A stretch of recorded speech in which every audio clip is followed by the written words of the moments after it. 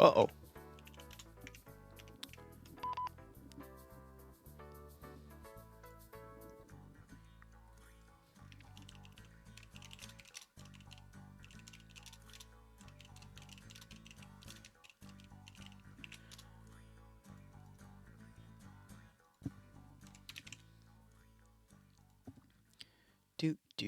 Took a little too much time off, but that's okay.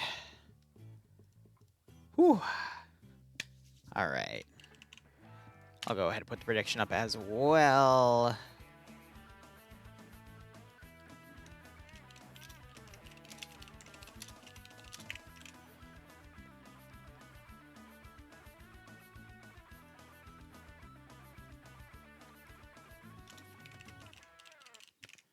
And then... Awesome. Let's get that put up, and we should be good to go, guys. All right, what's up, guys? Weewoo here. It's time for another Friday, which means it's time for Friday night fights. I've got some pings coming in here.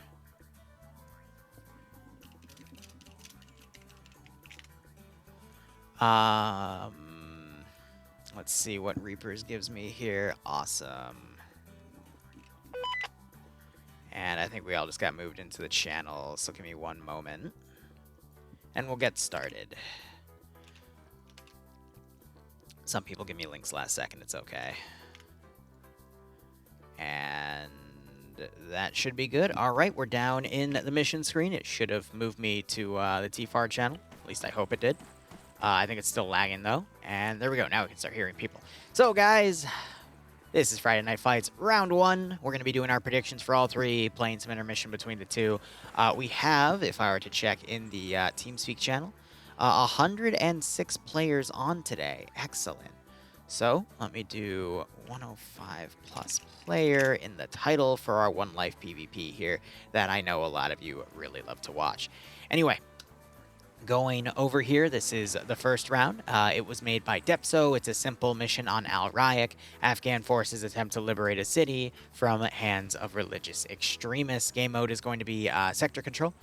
With sector control, how it works these days, because it changed recently, is if the attacking faction has more people in the sector than the defending faction, then a 90-second timer will start to count down. That timer will reset if... Actually, I'm not sure if it resets. I think it just pauses if the attackers then don't have as many people as the defenders. And I think that's the only change, or if, you know, they're all killed off. Otherwise, 3 sectors in the zone here. Mission variables here are going to be as follows. It's a 50-minute round, just as is every Friday Night Fights round with a 15-minute safe start, which I like to put down for betting. But otherwise, render distance is going to be a little over a kilometer, specifically 1,250 meters. No magnified optics nor NVG equipment, and the defender points is 250, which is double the normal amount of defender build points, which is at 125. Otherwise, medium anti-tank settings. This is important because there is a new roster down. And I'm not sure if that's coming into effect today because I don't see an Echo team. So we'll see when that change is officially made. But otherwise, the new roster will have changes to medium anti-tank settings. They're bringing specialized squads back, which we haven't seen in years. So that's back more to when I was first covering FNF way back when. But anyway, Blue 4 and Op 4 both get 2 AT rounds. Excuse me, Blue 4 and Independent. And Independent also gets 1 HE round per launcher. Otherwise, Blue 4 are going to be rocking the modern Afghanistan kits here. Loadouts are going to be M16s and M4A1s, Glock 17s for the secondary handgun, 249s for their auto riflemen, 240 Golfs for their machine gunners. Auto riflemen usually use an LMG, machine gunners use an MMG, light versus medium. Basically, it's a caliber difference and weight difference. But otherwise, light anti-tank is going to be an M136. Crew and aviation get a choice of an MP7 or an M4A1.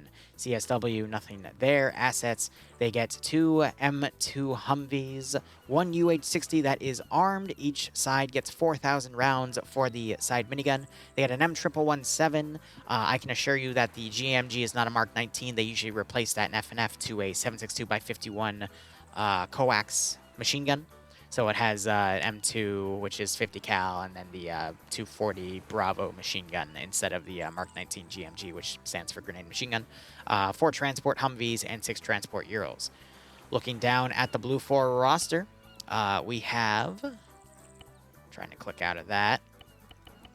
That's weird. I don't know why it's not letting me... There we go. We have Newton leading Platoon HQ, Renly being the 2IC, Norris being the Platoon Medic, Heartseer being Alpha 1's lead, with Ali Poos, Nicholas, Ant, Toxic, Ali Buffet, and Khalil. Bravo HQ is being led by Steve, with Kabubi Face as his medic. Bravo 1 has Whiplash with Iander, Purton, Kevin, Revolk, Melon, and Mackenzie. These guys are Scandi Recon players, one of the best communities within FNF. Nafs is leading Bravo 2, with Cullis, Dobbs, Flying Fin, Kazul, Kat, and Nemesis under him as well. NASA leading Charlie HQ, so the guys from... OFCRA are on this team as well. Dennis being his medic. Bluck leading Charlie 1 with XN, Kermit, Ivno, Ezio, Mr. Dave, and Pogo _. Charlie 2 has Anjiri leading Warkus, Asada, Javi, Rufi, and Zixmi. It's interesting. Zixmi was being very funny in our chat the other day during the OFCRA event. Otherwise, Elite Hunter leading Delta, with Snafferino being his medic. Luceau leading Delta 1. So a lot of... actually, he's PLH, my bad. With Camred, Gogu, Solomons, and Crazy. Under Delta 1, no Delta 2. Depso and Timac being a Gamma 1 crew, which I believe is a dedicated crew for the 1117. And then Pierce is going to be flying Fred and Bates in the Blackhawk here with the miniguns on the side. And then you got Misfit under Delta 2, who's probably going to join up on Delta 1. Interesting to see all those faces there, but otherwise, let's go ahead and look at the other half of the game here. Green 4 is going to be the 2010 Tribal Militia Kits. Breaking down the roster here, we have Platoon Lead, Platoon Sergeant, Squad Leader, Team Leader, Auto Rifleman, Assistant Grenadier, Grenadier IR. Grenadier IR guys have the Hunt IR rounds, which are 40mm camera grenades. They fire up into the air, gives them a nice bird's eye view of the map. It has normal vision and night vision mode. Great for getting your bearings. Otherwise, your Machine Gunner, Assistant, Combat Engineer, which has the choice of 4 tripwire mines, 2 being HE and 2 being flares, 3 AT mines, 2 explosive satchels, or 4 explosive charges, which you can also turn into throwables. It's just they're heavy and you can't throw them as far. Otherwise, you have your light anti-tank, medium anti-tank, 1 an assistant, medium anti-tank, 2 an assistant, recon infantry, scout, and sniper. These 3 are out of play because they removed X-ray. You have your designated marksman, which for these guys appears to be an SVD. Crew lead, crewmen, pilots, medics, and the base kit. Loadouts for these guys are going to be a mix of AKSs or AKMs. Light machine gunners get the RPK, medium machine gunners get the PKP, light anti-tank gets the RPG-26, crew and aviation get a choice of the PP-2000 or an AKS. Nothing on crew served weapons. Their assets include 3 static Dishkas, 2 static Cords, so 5 static 12.7 machine guns. Nice. 2 Dishka Helices, which is pronounced Hilux. I just keep butchering it. And 2 transport Hiluxes as well. I will do my best to change that breakdown. Otherwise, commanding is going to be Lolo from TSB, Wise as his group's medic, and Jack as the 2IC. Shy leading Alpha HQ with Vagrant, Mutant, Nordic Prophet, Seismo, Olaf, Kiri, Sam, and Slushy under him. Cat Morgan leading Bravo with Oddball as his medic. Deska Keeper leading Bravo 1 with Mercs. Duraco, Leziak, Dawadox, and Games Kropa. Ash leading Bravo 2 with Swola, Arcor, Banks, Erikiru, and Wheaton under him. Kane leading the Papega Pirates team, another really good community within Friday Night Fights. Cake here being the squad medic. Flux leading Charlie 1 with Artisan Korvac, Roster, Bant, Novix, and Bronson Bant, who I always say is the top player within Friday Night Fights. Valetarian leading Charlie 2 with Datalore, Zombie Forever Zally, and Arma Jesus. And then we got WG here, Pingus leading Delta with Solik as the medic, and then Delta 1 being led by MFL with Petrowski. That's it. Alberciq, Wajtka, I don't know, and Gronska. All right, well, pardon my mispronunciations. 3 sectors are pretty massive here, which is interesting from a balance perspective because Blue 4 can just move into the sector and start taking it automatically. So Green 4 is going to have to fully play on defense here, but this is a massive town to hold. There's nothing special in these areas other than whatever Green 4 might build. So this should be interesting to see what they come up with, but this is probably going to be a quicker round because all Blue 4 needs to do is just move into the town and assault from there. You could see the chopper try to land somewhere fancy on the rear, getting on the ridge to provide overwatch for Blue 4 coming in from the west or southwest, or if the north if they want to have the chopper potentially land up here, but Green 4, they don't really have the manpower to do anything crazy. Papega and Scandia are going to cancel each other out. So it's just going to fall to, I guess, the higher number advantage, but a 1117, not the best to work with in an urban environment, but it has a lot of firepower. But Green 4, in terms of how big these sectors are, I think is just going to be outmanned at this point. These sectors are massive. Like, this is the entirety of Sector 2, and that is a lot. Sector 3 is literally everything right here. And then Sector 1 is this entire block, more or less, past this road. So all of this. So Blue 4 could literally just put a bunch of people on the edge of the sector and automatically capture it over a 90-second timer, forcing Green 4 to counterattack. So Green 4, in terms of countering that strategy, need to find some places where they can just fortify the hell out of everything, which you're seeing done at the church right now. But if Blue 4 just gets more people than the defensive group in the sector that Green 4 has, they're going to win by default. So with that in mind, I think it would have been better if the sectors were made to be like this military base, for example, the church, and then a random grouping of buildings that seem defensible. You know what I mean? Because these sectors are just way too big. I think they're going to get a little metaed by the attackers through no fault of their own. Hell, the third sector could have been this military position right here. So you would have that, the church, and the third one. That would have been much better in terms of balance, because Green 4 might just get completely outmaneuvered here. So,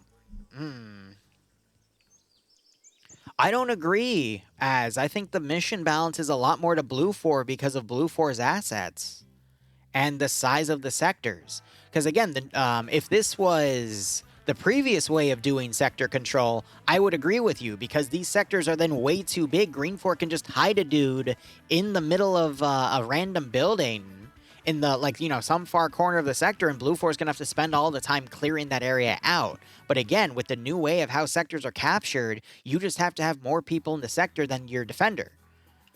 So with that being the case, I feel like Blue 4 can just easily dogpile these sectors and capture them without actually having to go in and do combat.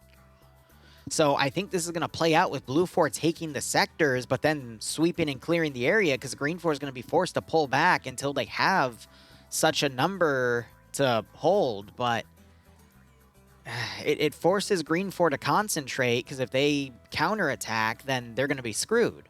But here's the thing. They have Papega Pirates, who rarely stay on defense, unless they're absolutely ordered to, but usually that's a waste of them. But even on defense, they can rock it, but if they're just going to be outnumbered, they might just lose by default. So I would say this is heavily in favor of Blue 4, but we'll just have to see.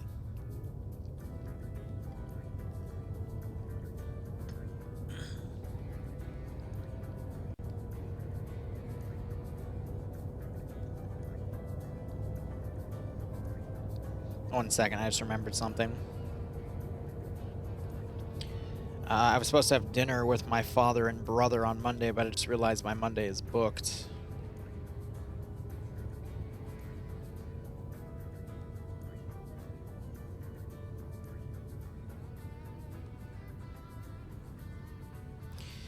Ah, crap, I gotta ask Bloodwayne on the date for something, but I'll handle that during, between the end of FNF and the, Zeus out.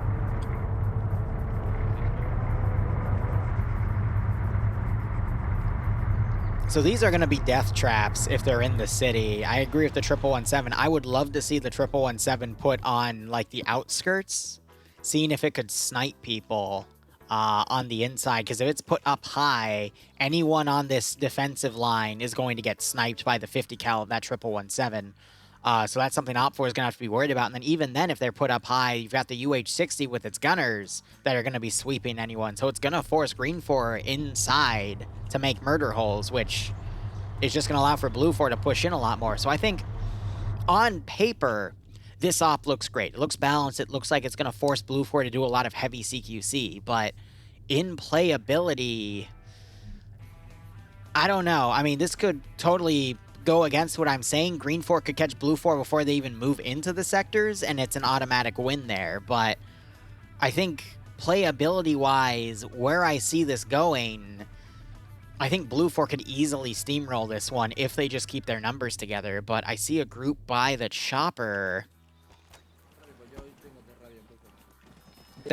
So they're going to deploy a group somewhere back here and have them walk in, which is going to make it harder for the ground infantry to push in, which might leave Pepega Pirates with enough room to kill people, but at the same time, they're going to be fighting Scandi in the ground convoy, and as I've said in the past, usually when Scandi and Pepega fight each other head-on, they just cancel each other out, and usually there's a winner, but they only have a few guys, which isn't enough to then kill the rest of the player base by themselves outright.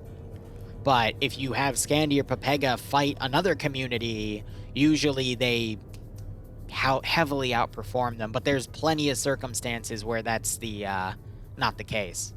And in an urban scenario, it's more, I would say, in favor of Scandi or Pepega. But I think Green 4 is going to be holding the outskirts here instead.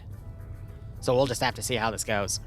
Now, if Green 4 are able to snipe the chopper out of the sky early on with its crew in, then I think that's going to be a great win for Green 4 early on. And then you also have to remember Green 4 have HE rounds with their AT. So we'll just have to see how all this plays out, you know?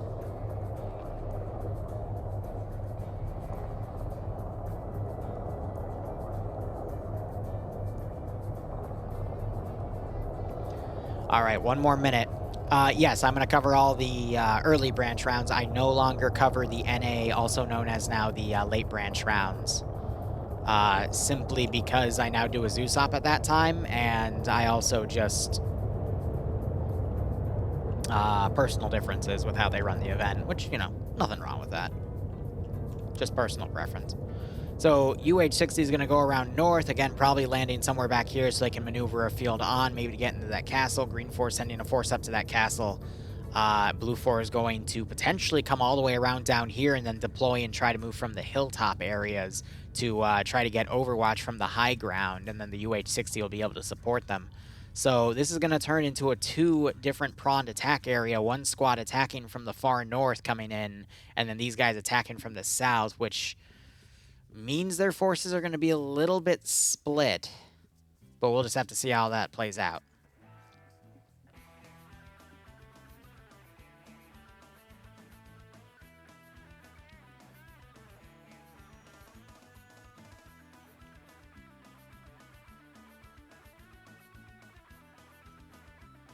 Okay. So now we're just waiting for things to play out. We do have... we had one shot here. I don't know where that was at. They might just be shooting out windows or something.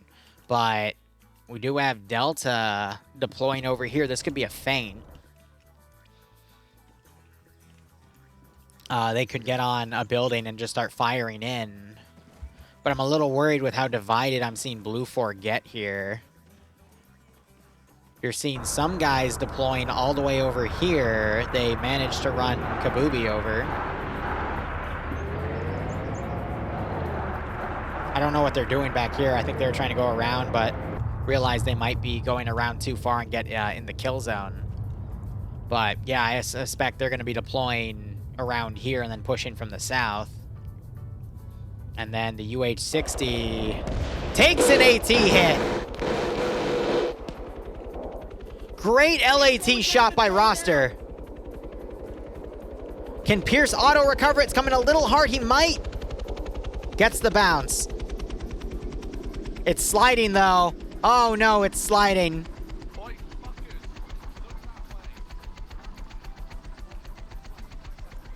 I don't think anyone died. We got some knockouts, though. Great shot by a light anti-tank gunner. They can't, like, press. There can't have been that many in there. There was a full squad, dude. That was a great shot by Bronson here. I can't begin to stress that enough. No, excuse me, it was Roster because he had the light anti-tank. My bad. So now they're starting to plink at the people down here, but that's going to knock this asset out unless they can get her repaired, which they might actually be able to. I'm pretty fucked. Check the cargo thing for this. I think So they might be able to get that chopper back in the air, but that slowed down this group. We'll see what they do to counter. But that's going to pull attention to the north, which will weaken the southern focus. So even though it was a beautiful shot, at the end of the day, it might not really account for much, unfortunately.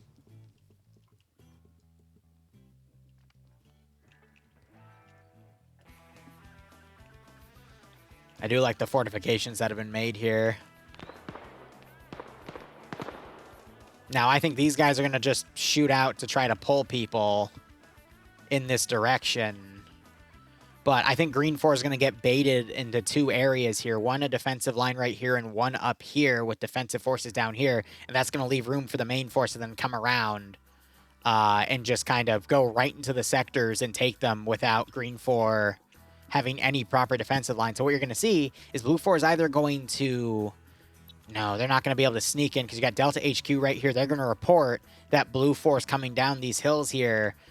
Maybe Delta will be able to rack up a bunch of kills, but that's going to pull a lot of the forces out over here to then go into the sectors, and you're going to have some really impromptu CQC in the sectors themselves because Green 4 doesn't have any good proper defense lines here. They'll probably fold into the Minaret area here, the... Gosh, I want to say church and cathedral. It's not. It's mosque. My bad. The mosque area here and hold that, but the other two sectors are probably going to fall, and then by then, the two forces on the side are going to push in and just push it from multiple sides. But again, I think Green 4's at a pretty heavy disadvantage. Looks like they're pulling off from that hill, but they're potentially going to keep their defensive lines over here just in case.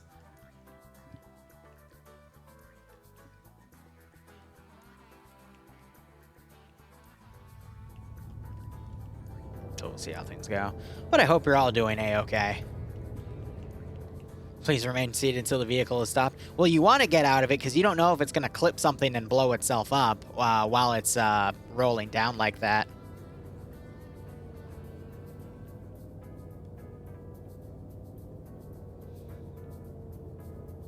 So now we just have to wait because I think Blue 4 is still trying to get themselves set up. And the one issue with that is how long before Green 4 starts thinking, okay, maybe there wasn't anything up there to do anything. Alpha needs to get on this castle and start suppressing random targets, and Delta needs to get closer and start testing the front line here if they want to pull as much as they can from Green 4 from other areas so the main force can then attack from the ridge. That's what they want to do at this point. But since nothing's happening, Green 4 is just going to jump at the first sign of contact. At this point. Yeah, shut up, Fives. Though I am curious what this Vic is doing back here. Yeah, let's not go any farther that way. Let's go straight south. Okay. So they're now going to hunt for Blue 4's main force. Now, one thing to note, though, is there is a 50 cal car marauding around over here. So if these guys do go straight south, they'll get spotted. But this is, let's see, the 2IC... and the company medic, or excuse me, platoon medic. So they might be searching around here. Why would Blue 4 have these ridges under control? Because if you're trying to pull... There's no point in these guys being in the low ground down here then with such a small force. If you're going to attack from this angle specifically, that's really close to anything you'd be trying to pull from Delta. Unless Delta moved up to right there and started... Bit of a weird plan. Blue 4 command is Newton. Yeah, and exactly, like, that's what I was also concerned about is, you know, maybe they're trying to run a distraction plan and then they have the Overwatch to do it, but that's weird. Oh, these guys are just in a transport. Oh, this is going to be fun. And they're going up to Charlie, too. Jobby, light anti-tank.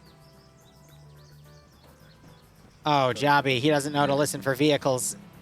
He has his AirPods in. There's a rocket.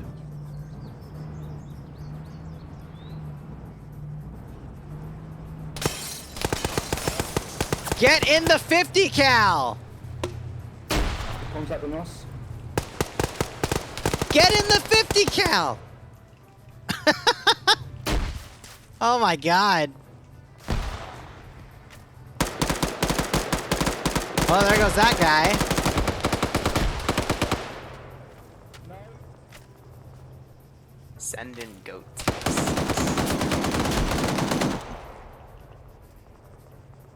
Audrey Hotto, how are you doing, my friend? Your record has still not been beaten in FNF. Thanks for the 41-month resub. I hope you keep enjoying the operations, and I hope you get a nice kick out of this scenario. Damn, Jack! Hearing some other shots over here because they're attacking from the ridge. Oh my god.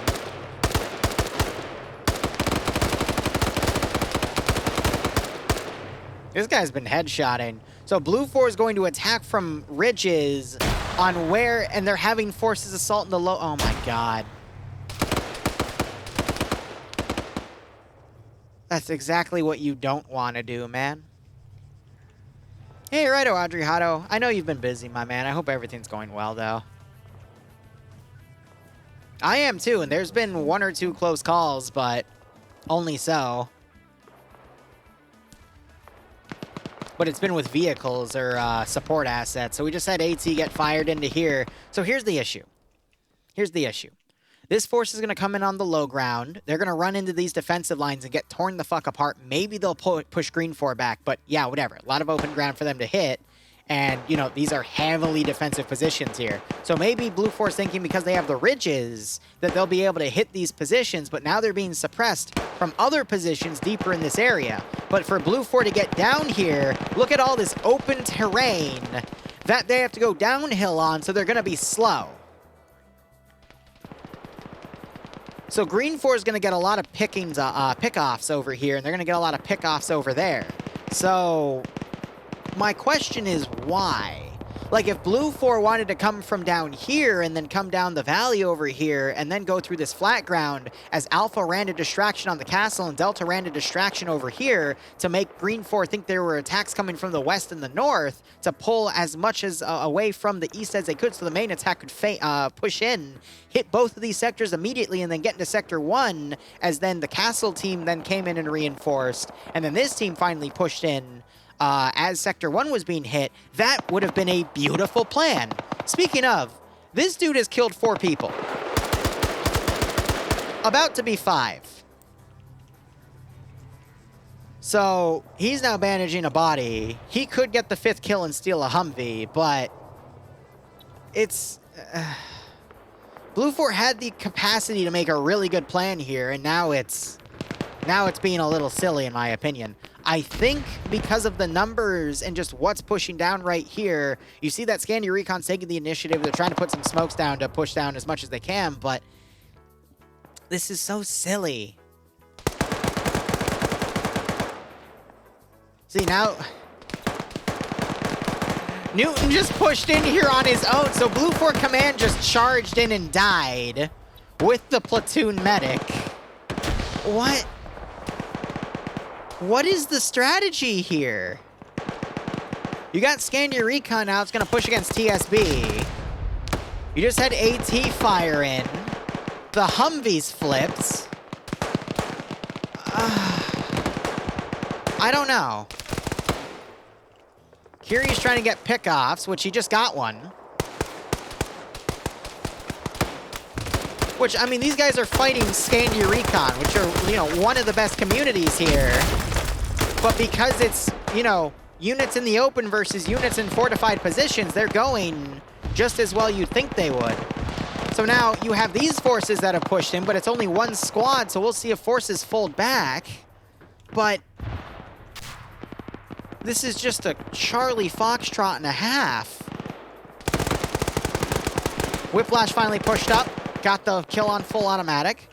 Green 4 is going to have no choice but to eventually pull back and hold Sector 1. This force, after they clean up Alpha here, is going to have to push back to hold Sector 2. And then you have these remaining Green 4 guys that are probably going to have to pull back as well, but they're getting shot in the rear here. You still have Jaeger and MF. Well, now you just have Jaeger. I caster cursed at him. And I'm curious. Yeah, Jack got his 5 kills, so he's probably going to take the armed Humvee and move in, but this is just weird. Jaeger gets knocked out by a grenade. Pogo is on fire. Wow. Holy crap, a thermite kill's actually gonna kill someone in Friday Night Fights! Holy shit! I gotta write this one down. This is our new record. I just caster cursed the... Okay. He is on fire.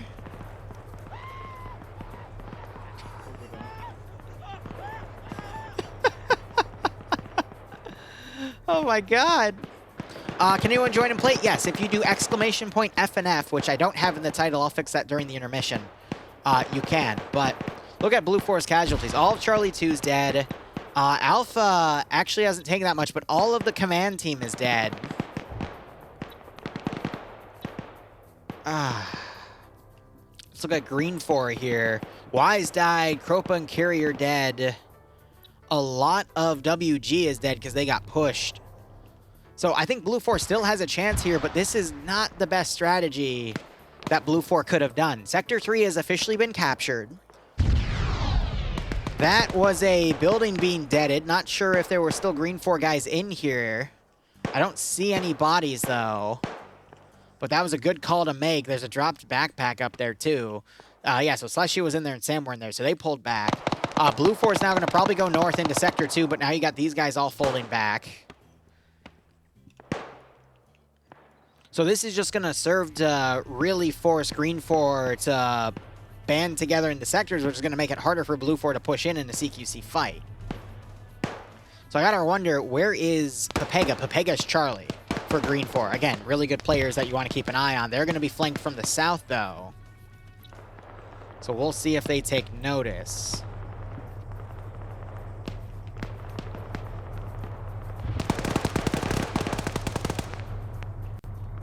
Ooh, spooky title edit. Thanks, Don.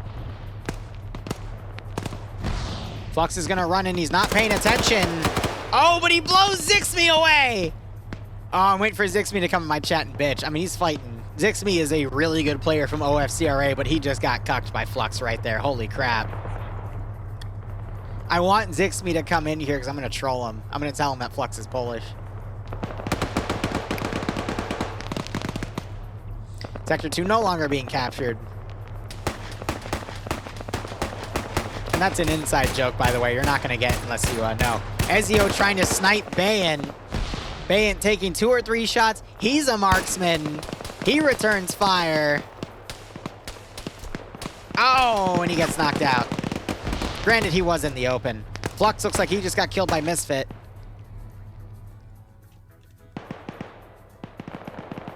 I mean, these are OFCRA players. They are not to be trifled with. These are some of the best in OFCRA. More AT coming out. This is round 1. And it's a really interesting way it's being done. I can't tell you who's going to win yet. Because you have elite players fighting elite players. Sector 2, it's because these 2 guys are on the edge. If they were to come into the sector, it would start being captured.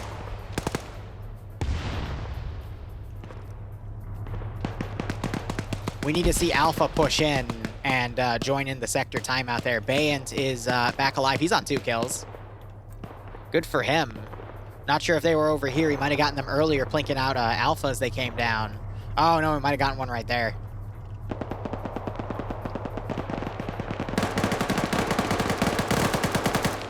Korvac just got a kill with Artisan there on one of the Blue 4 guys. We got Vexen coming around with a 249. Vexen, a really good player. I mean, he's got a little, he's got a Pepega thing on him. Blue 4 coming in with a Vic. Ooh, we got long range 50 cal fire from the Vic that's... What's his face stole? Jack stole. He's on 5 kills because he wiped an entire team on his own. But now it's just resorting to heavy CQC inside. Green 4's now pulling into the completes Sector 1 here. Sorry, that wasn't English. Green 4 is pulling back to hold Sector 1 now. Blue 4 is now pushing on the outskirts, so you're going to have a second wave of fighting here. But Blue 4 and Green 4 are evenly matched in the numbers here, though. So we'll just have to see what happens. That 117, not really being useful being on the ground level. It should be up high trying to snipe people with its 50 cal. because it has a camera gun, so it can be used as a crow system. Another blue 4 guy just got taken out. I think green 4 are going to be able to bounce back. We have to see how Alpha comes down this hill, though. And we have to see how this fight plays out. But because of blue 4's weird plan, I don't see how blue 4 can really recover from this one.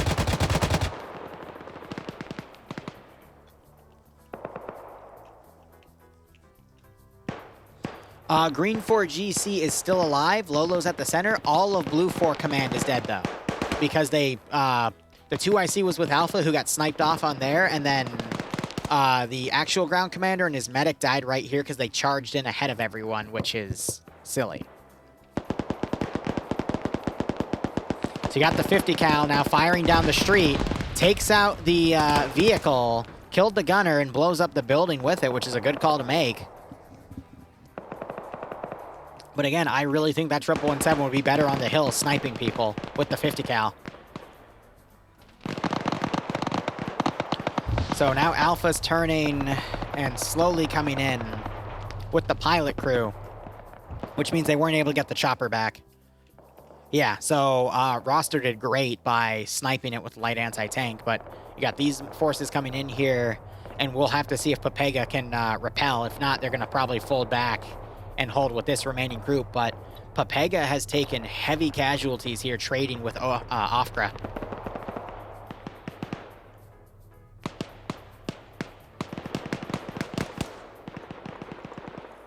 So you have some CQC right here. Kevin's trying to lean out and shoot at who he can at this angle. Green 4 do not have a lot of good defensive positions. You've got Oddball trying to pull that turret back.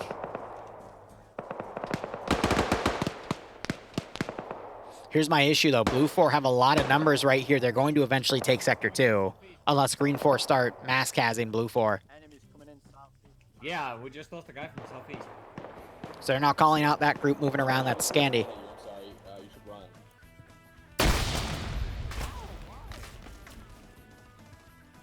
Grenade gets thrown. They're going to fold back into this position because it's highly defensible. I want to see if the 1117 makes the mistake of trying to push in with the asset.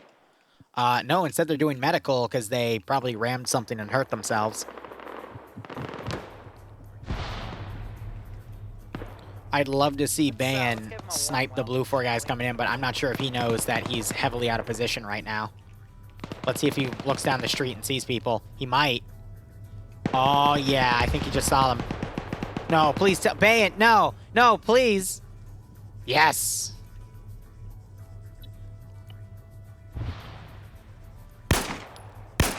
I think he panic fired because he thought Ali saw him. On the northwest, north side of the compound. So he's calling them out. Korvac was able to get a knockout on Heartseer, gets the double tap. Blast is going to watch with that 249. We just saw a pick off by Bayan. That's his 3rd kill. So I think Green 4 might, on the skin of their teeth, be able to repel that attack. But look at the numbers here. Look at all the Green 4, look at all the Blue 4 remaining. Granted, they're all bunched up right now, but I think Green 4 have the slight number advantage right now. But at the very least, there is no number advantage on Blue 4 anymore. The starting advantage has been knocked out because of this attack plan. So I could see Blue 4 coming around and reinforcing to take Sector 2 with their force. I don't see them taking Sector 1, though. And I think the guys in this sector are going to do a lot of casualties, or dish a lot of casualties to Blue 4 before it's over.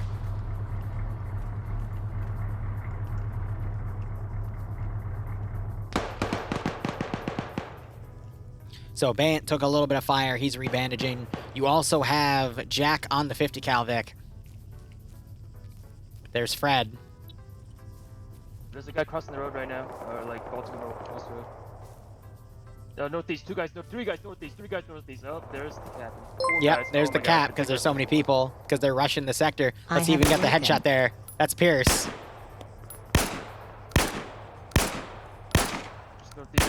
In sector in general. Bay, you can't hit up the broad side of a Pierce. They're 2 northeast. Natty, thanks for the 2,000 bits, my man. Yeah. That's 20 bucks. I can afford dinner now. Yes. Thank you so much, my man. I hope you keep enjoying the operations, and I hope you get a nice kick out of this scenario. All right, so yeah, Blue 4 is going to be able to take the sector because they just swarmed everyone in. Korvac doing his best to hold here. Ezio looks like he's trying to counter-snipe Bay. Grenade got thrown out. There's some blind suppression. Sector 2 is about 20 seconds away from being capped. Got Daedalur, Zalil, and, Zali and Zombie Forever trying to come in, but the number is just too great there. Blue 4 starting to push into the sector as well. I think it's still neck and neck here. I think because of that, Green 4 is going to, you know, Blue 4 is just going to start bypassing the Green 4 guys. These three are going to pull back, but you're going to have this this pincer attack here, and then this third wave come in and just hit Green 4 from so many different directions, and Green 4 are just breaking apart now, not knowing what to really do here. I think Blue 4 is going to be able to get this by the skin of their teeth. What was your plan? Sorry. Like, why would you ever be in an open position like that in a CQC environment? That's just suicide, dude.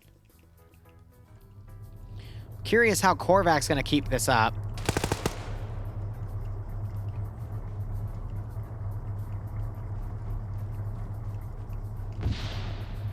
Oh, this is going to be rich.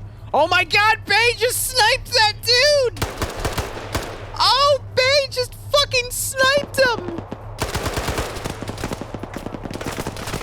And now these guys are in Bay's kill zone, so can Bay snipe him?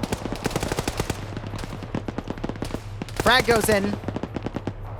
That was beautifully timed. He just saved Korvac's ass. Random grenade. I think that was a friendly grenade, and Bay snipes the other dude.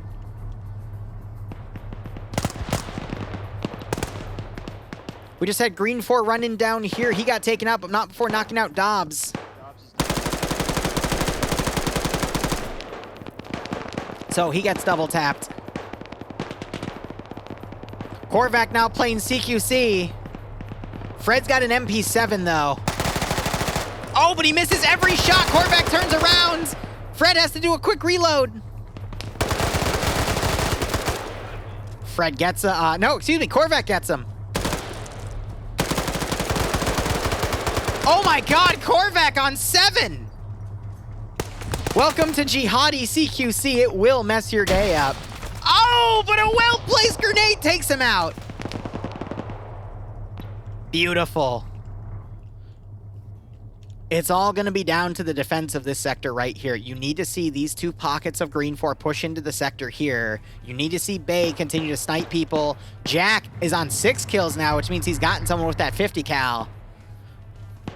You just have to have this internal team hold. But here's the deal. If Blue 4 get all of their forces in, I think they'll be able... Let's do a quick number count here. 3, 6, 9, 4, 5, 6... 7, 8, 9, 10, 11, 12. So if Blue 4 pushes all their forces in the sector, they will win. Under a 90-second countdown. This is what I was talking about earlier on why I think this AO is a little unfair to Green 4. But if Green 4 can then pull their 2 3-man teams on the rear of Blue 4, they should be able to clean it out. But that's only if Blue 4 realizes they need to get in here. And also if Green 4 takes more casualties too, it's going to be over. 50 cal is now firing at some Green 4 guys in the open here. I don't know why they picked that area. There's attackers capturing Sector 1. I think it's GG. I think this is GG. It's going to be Blue 4 due to how this sector is made. Unless Green 4 get some kills immediately. We see Green 4 running in. 3 more guys are going to run in. Not sure if that'll be enough. Bay just got sniped. No. A satchel was thrown. AT fired. Mine's going off. I think Green 4 just had 2 casualties, and it's not going to be enough even if these guys fold in. But even then, Scandy's preventing Green 4 from pushing reinforcements in. So you just had the 117 get sniped up there, but this is GG. Blue 4 wins. Blue 4 wins by just design of this scenario, which I was saying is probably how it's going to play out despite Blue 4 having a really bad plan. But this could have gone either way in the PvP if the sectors weren't made like this. But...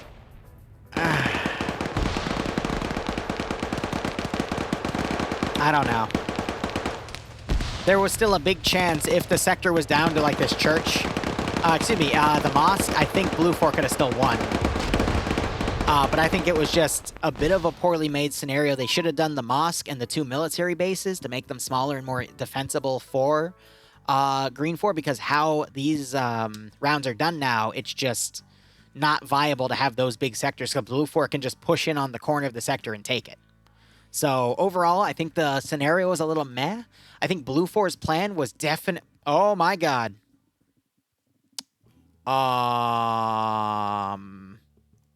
There goes the neighborhood. Okay. But overall, I think it was good for what it was. Blue 4 definitely handicapped themselves, but even then, that scenario should not have been that close because of Blue 4's actions. It was that close, but my god, that was something. That was certainly something. So, good on Lolo for trying his best to defend that. I think Blue 4 could have easily steamrolled that AO, but hey, it's Friday Night Fights. You never know what's going to happen next. Speaking of what's going to happen next, I'm going to go ahead and play some ads, just as our intermission, because I have to change out all my commands. Again, in 4 hours, we will also have a Zoosop, and we should all have a good time with that. I'm going to go ahead. There's our 3 minutes going, and let's go ahead and change out our commands here. So the map is going to be Halama, which I'm not sure if I spelled that right. Hellanam.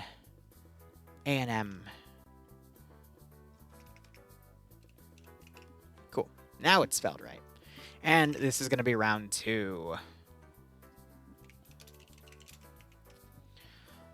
All right, a destroy objective, and this is on the new template. All right.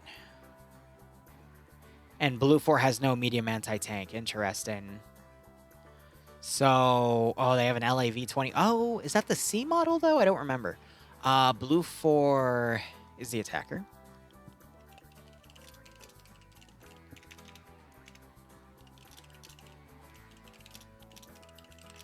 Op4 caches. I believe they have an 8% number advantage. All right.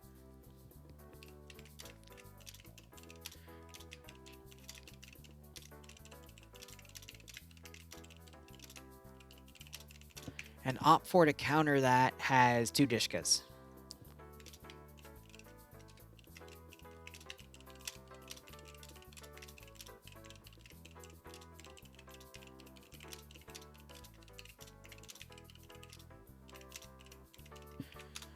And I'm noting that this is also on the new template. All right, cool.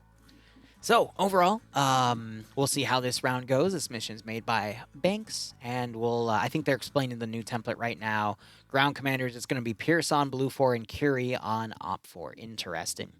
Very, very interesting.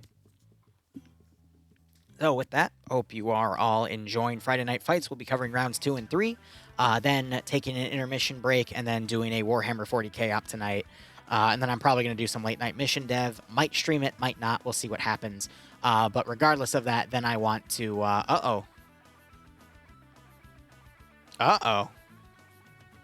Okay, they're re-executing the mission file, probably because of the error message that came up last time. So that's fine. Then I'm going to basically double down and do a lot of footage editing till I pass out.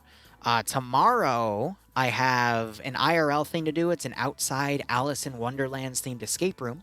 I don't know how long that's going to take, though, but when we come back, standard stuff. I know there is a Warhammer 40k op at 4 that I want to go play. There's a 228th op at 6, and then there is a Zeus op I'm going to be doing around 8 with nanosuit stuff, which is a commission job. So, 3 things then. And then Sunday should be a fairly easy day. We have MCO at 1. And then I'm probably not going to be able to go to the Prairie Fire thing. So we're just going to be doing MCO. All right, boys, get your betting wallets ready. I agree. Oh, no, because you're saying Pierce's command. Never mind. God damn it, guys. Stop it. Stop it.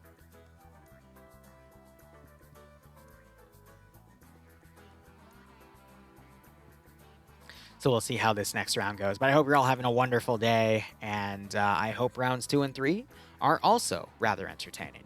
I just hope we see some decent plans, you know?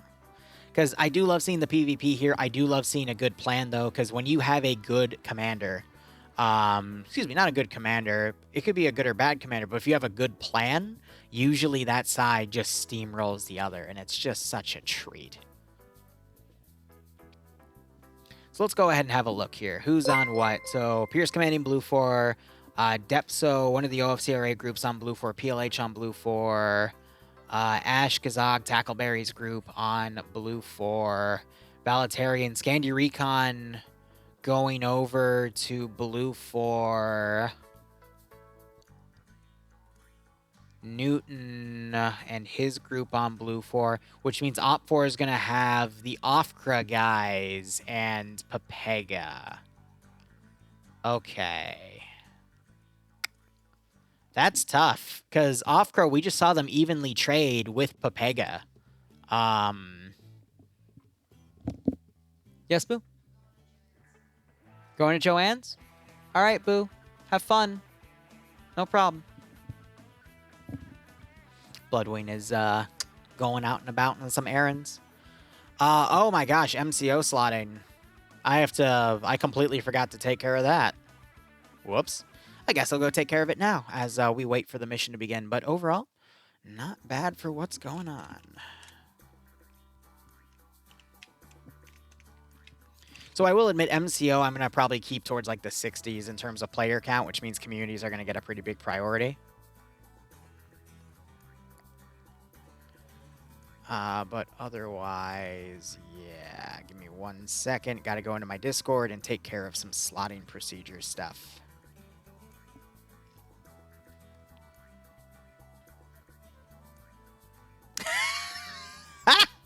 If you want a slot for MCO, you can. There is still slots, which I'm a little... That's funny. All right, there's still slots.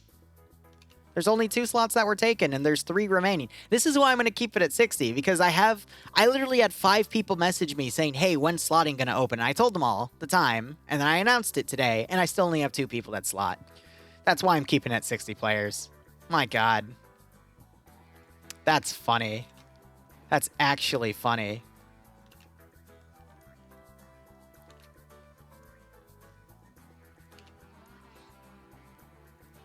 And of course, it's the 2 AT specialists taken, but that's besides the point. I was expecting, like, 10 messages, maybe a little bit of a dog pile, have some people on reserves. Nope. But I don't know why I expect anything different, because that's always how it plays out. That's hilarious. That's actually freaking hilarious.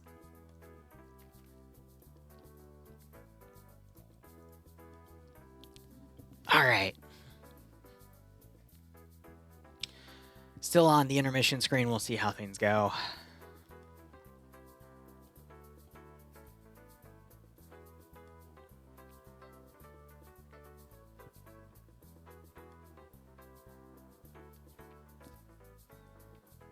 All right.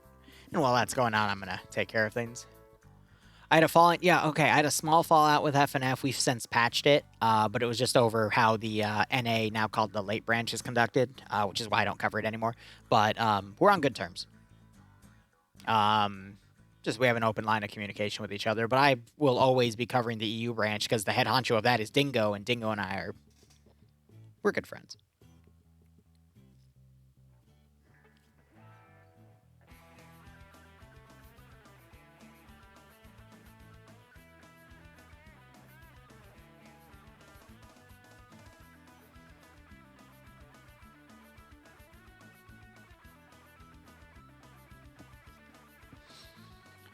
Whew. Oh, shoot. Hold on. Just in case the title didn't update with the FNF command. There you go. No, we're not canceling. Also, fun side note. I just realized I haven't eaten all day. And now I don't see when I'm going to eat today. So, I guess I'm starving today. All right. So, Halama, I've done a few different ops in the Jankos industrial area. So... That's quite. I'm probably not going to do NA again And the reason for that is now we do a Zeus op for a Warhammer 40k group on Fridays. Maybe if FNF is doing special events, or if I feel a little bit of burnout from Zeusing for the 40k group weekly, then sure. But otherwise, I'm just trying to vary my content a little more. You ever think of commanding an FNF? No, because from what I've heard from people commanding, people generally don't follow orders well, and that would just piss me off. And if you want to see an example of that, go way back to the Zeus v Zeus videos back from like 2017, 2018, and you can see from those that if my unit isn't following what I'm doing to the letter, I tend to get pissy, which granted, I was a bit more autistic back then. And when I say a bit more, I mean a lot more. So I'm a lot more chill these days, but even so, I would just like give up halfway. Then cook something to order takeaway? No, I don't think I will. Make a sandwich next intermission? I could. We'll see. What about OFCRA? Same thing. PvP is something I love to watch and commentate, but I just do not like playing, and that's also because I've had some really bad experiences with Arma 3 PvP that just kind of sours it. And if you want an example, go see CCO 6 or 7 or 5, whatever the hell it was, where I ground commanded for 6 hours in a PvP event. And watch it fully. And I think you will then understand why I do not like PvP. Which goes against what I have said to people about, hey, you know, you always want to try new things and blah, blah, blah. But every time I think about Arma 3 PvP, my mind goes back to that event. And I can't. I can't. Because it's just burnt me the fuck out of everything regarding PvP. Don't get me wrong, I can commentate the hell out of it. People tell me they like my commentary, otherwise you all wouldn't be here. But I just hate to play it. Jack, yes I did. Yes I did, buddy. It was great. I cannot believe you got those 5 kills and stole the Humvee. That was beautiful. But you also have to understand when you command large-scale events like these, you cannot micromanage your squads. You have to literally say, hey, Squad A, I want you to do this. Squad B, I want you to do this. Squad A and B, I want you to work together doing this. Squad C and D, do this. You can't micro what they do. You have to literally just say, hey, I want you to do this. Get it done with this other team. Get it done with this asset. That's all you need to do. And then if you need to then update the plan as it goes by, you do. But also understand, as soon as you send your people in the field, 50-50, they're never going to talk to you again because the squad leader will die or they'll lose their long-range radio. You just have to go, oh, okay, and then just adapt accordingly. When you play as a commander in a PvP event, and a one-life event especially, go with the assumption that you make the plan and then you're just a rifleman for the rest of the game that can do whatever the fuck you want. That's it. Because too many people think commanding is all about just microing everything as it goes on, like the real world. It's not. This is a video game. People get really pissy when you try to micro them. Squad leading, same thing. You just tell your squad, hey, we're doing this. And then if you want to micro them, put half of them in one group, half of them in the other. Give them orders as team leaders. But then you don't specifically say, I want this person doing that, this person doing that. Leave that to your team leads. If you don't have team leads, assign team leads. Oh my gosh, where's the prediction? Sorry, I'm so used to having Don do that. My bad, guys. Blue 4 is attacking, and you have 4 defending. You guys don't want to hear me rant. You want to see a prediction so you can bet fake internet points and become a fake internet point millionaire. And then one day when I decide, hey, how about I tie doing like 1,000 points per push-up? And then you want to be that millionaire that still has to make me do 1,000 push-ups that day. That's what you want to do in life. I know. I know. Oh my god. I'm going to regret this, but I am feeling like such a piece of shit and I haven't eaten all day. I'm going to take Advil that expired back in 2017. I'm sure I'll be fine.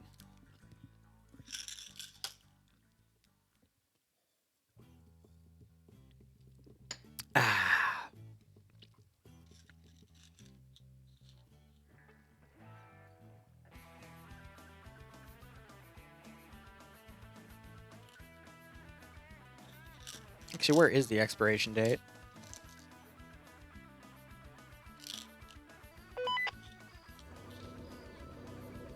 Oh, there it is. Expires 7/17. Yeah, I'm sure that's not an issue. They probably mean the 17th of the 7th month, right? Oh.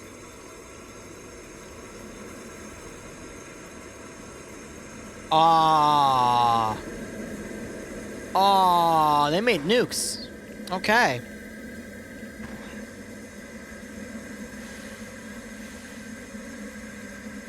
Okay, so they turned the industrial complex into a nuclear missile launcher. And they're destroying Scud sites. I like it. Who made this? Banks. Good on you, buddy. With some custom sound design, too. Dude. Banks, this is probably one of the most efforted ops I've seen you put down to. Good job. I love the small detail. And the sound play. This is why I want to get back into something called Project Tension, which we used to do at 8 o'clock on Saturdays. I just have not had the time to do it because of various things that have come up. And this weekend especially, because now I have a commission thing at 8. Fly. But the sound design in Arma is so fucking important. This is why I think Krosk is such a goddamn genius when he makes this stuff. But, wow. Alright, sorry. I'm going to stop fanboying over shit like that.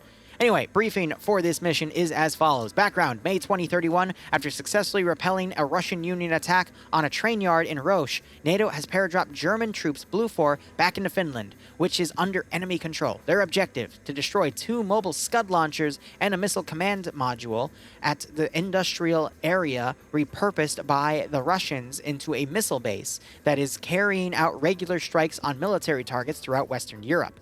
That's so cool. In their way stand Russian Union Cossack fighters, who must defend their base and continue raining ordnance on NATO targets. Mission rules. The radar complex building next to the large white dome is OPFOR safe zone has had its roof access blocked off. Do not attempt to get to the roof by any means. Which is either this building... Let me look. It's not that building...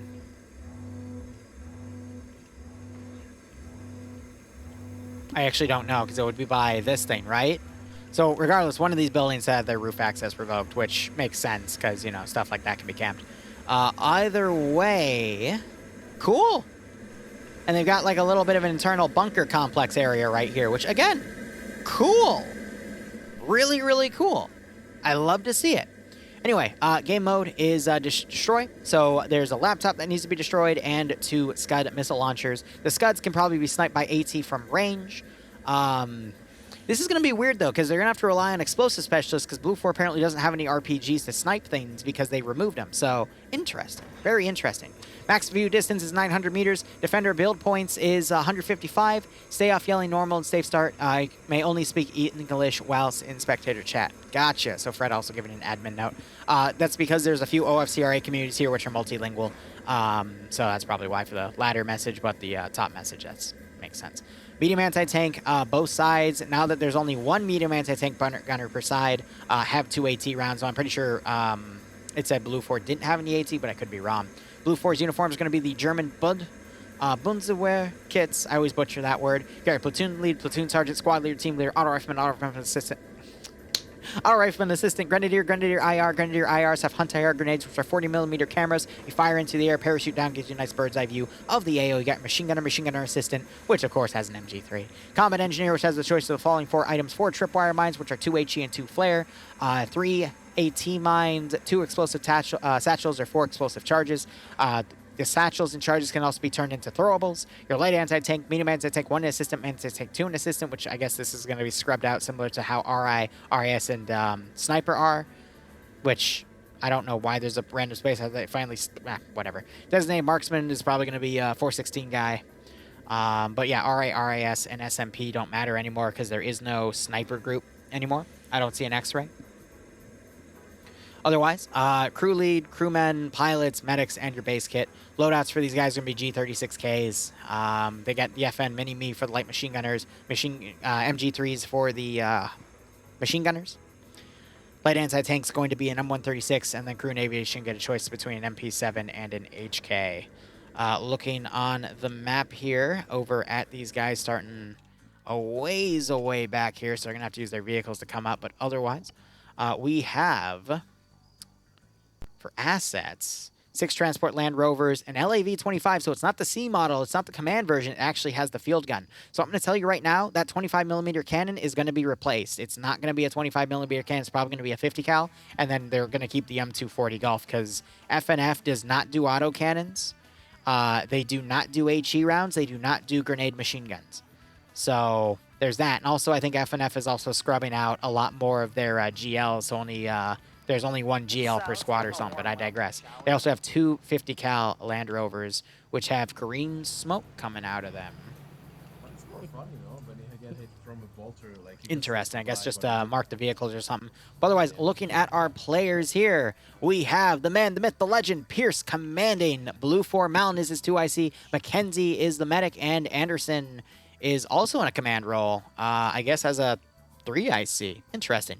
Depso is going to be leading Alpha 1. Timek going to be the 2IC for the squad, I guess. Fred, and because this is a brand new roster, and I saw the image here. Actually, let me pull up how it works, because I know Malin sent it to me.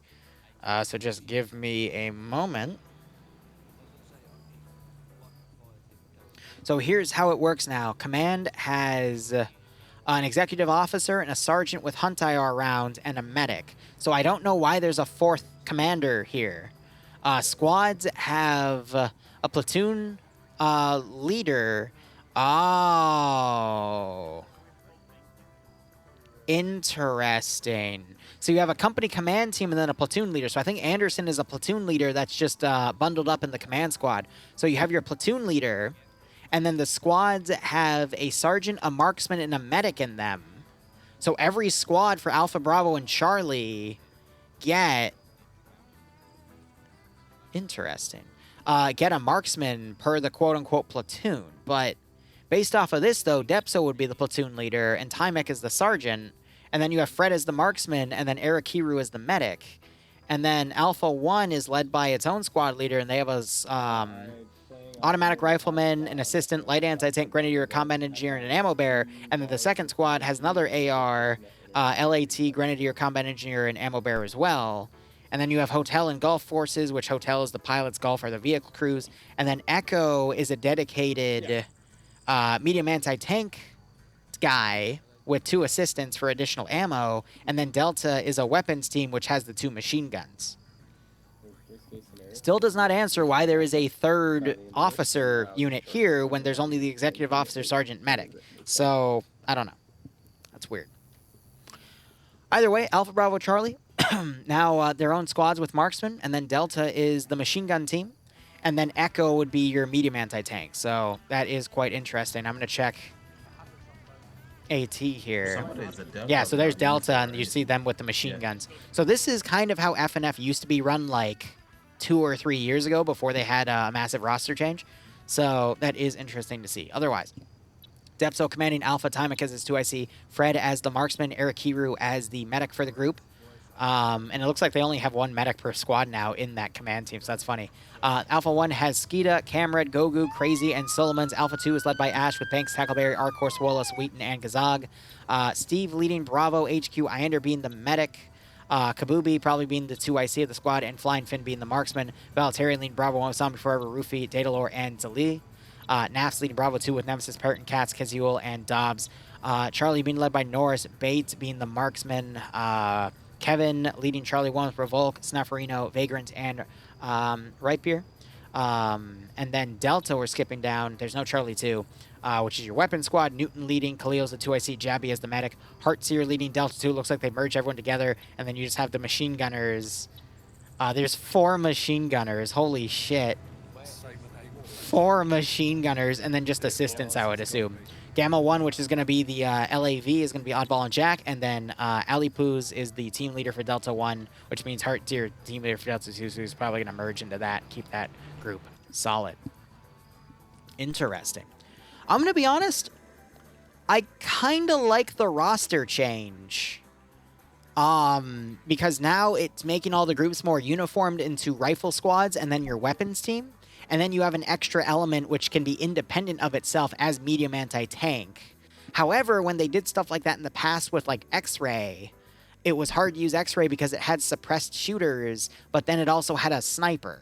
So I don't think they'll fall into that same trap, though. They'll use medium anti-tank as its own element, but we'll just have to see how the player base uses it. Because X-Ray was counterproductive because it had 2 guys to get CQC and then 2 guys to do things from range. But medium anti-tank on its own, you know, like give it a javelin or something, that would be a really powerful asset on the field to utilize. Or its own AA team to then lock down a certain area in its own element, and then it has 2 assistants to have more ammo for whatever weapon system it is. So I think that'd be really cool. Plus, having Iander as the AT gunner and then giving him 2 assistants, I think would be dope. So we'll see how that goes. But there is a funny video on Iander's channel regarding the roster change. But in that video, it makes it seem like medium anti-tank slots are being removed permanently, which they're not. They're just being moved to something else. But I digress. Let's get back to the covering of the event here. So Op 4's forces are going to be as follows. The Kosiak Special Forces Spectra Camouflage Kits already did a breakdown of everything. Their marksmen are going to be SVDs. Loadouts are going to be AK-74s or AKSs, depending on their choice. Handguns are going to be MP443s. Light machine gunners are going to get RPKs. Medium machine gunners are going to get PKPs. Light anti-tank is going to be an RPG. Ha! I guess they only get 1 round. Though I'm kind of... So... interesting. I don't see an echo element, though, on either side, so neither side is going to be using medium anti-tank. But what was Blue 4's again? It was single stick, right? Yeah. So Op 4 get reloadable AT for their light anti-tank. Interesting. And then Crew and Aviation get a PP2000 or an AKS.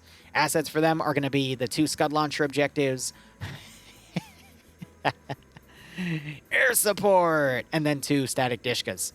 Looking on Op 4's side, commanding element's going to be Kiri, who has a decent track record commanding. We'll see what he does.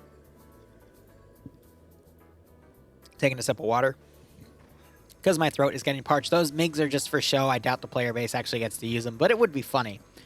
Shy leading Alpha 1 with Lolo, Mutant, Nordic Prophet, Reapers, Insanity, Olaf, Seasmo, Slushy, Sam, Wise, Andriri, Asada, and Warkus under him. Yuru leading Bravo with Bravo 1 being led by Deska Keeper with Games, Kropa, Drago, Mercs, Liziak, and Dawodox under him. MFL leading Bravo 2 with WOJT3K, Albersi, or something, Solik, Pingus, and Grizanka. Okay. Or GG Zaranka, I don't know. GG Zaranka. NASA leading Charlie 1 with Vexen as the marksman, Dennis as the medic, Wombat as the 2IC, Bluck leading Charlie 1 with Roy DeCamper, Zixme, Shay, Mr. Dave, and Settler, Ivno leading Ezio, Kermit, and Pogo _ under Charlie 2, Keen leading Delta 1 with Armor Jesus, and Bands as the 2IC and medic respectively. No one taking marksman in there. Interesting. Delta 1 being led by Novos with Korvac and Artisan. Papega Pirates take the PKP slots, the machine gunners in Delta. So I'm going to be honest with you, 4 PKP gunners in the hands of Papega is a very scary thought, to be perfectly honest. Novex leading Korvac and Artisan, Bronson leading Flux, Roster, and Cake here. Oh dear, oh dear. Now, AO-wise, pretty easy to defend, pretty easy to attack.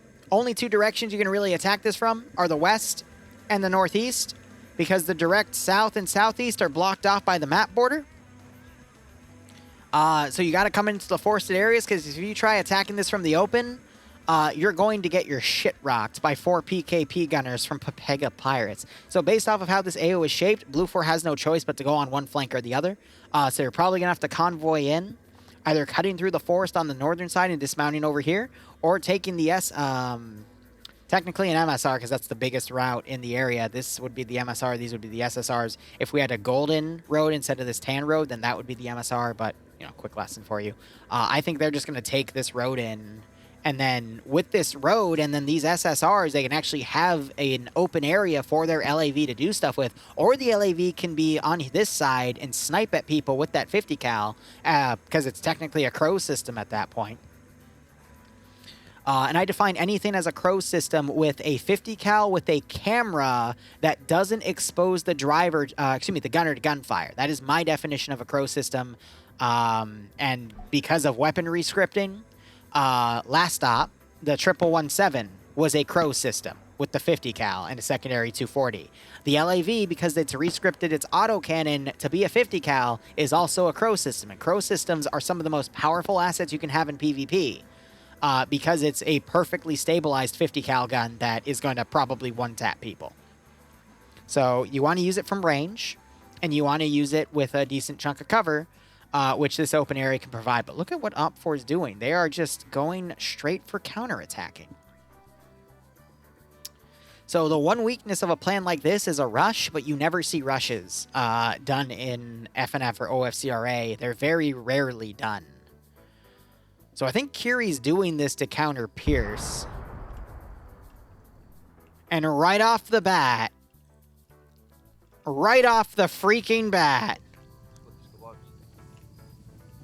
Blue 4 armored their Vix. So Kiri doing a great job of countering Pierce's strategy. That has nothing to do with it. I'm just joking here, but... Oh yeah, and that's another thing. The Crow has to have a zoomable camera, which they all do. So, again, my definition.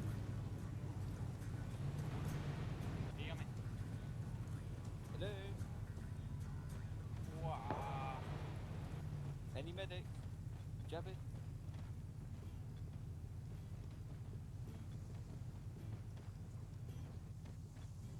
Bring me jab it. All right. How many KIA was that? That was 1, 2, 3 dead.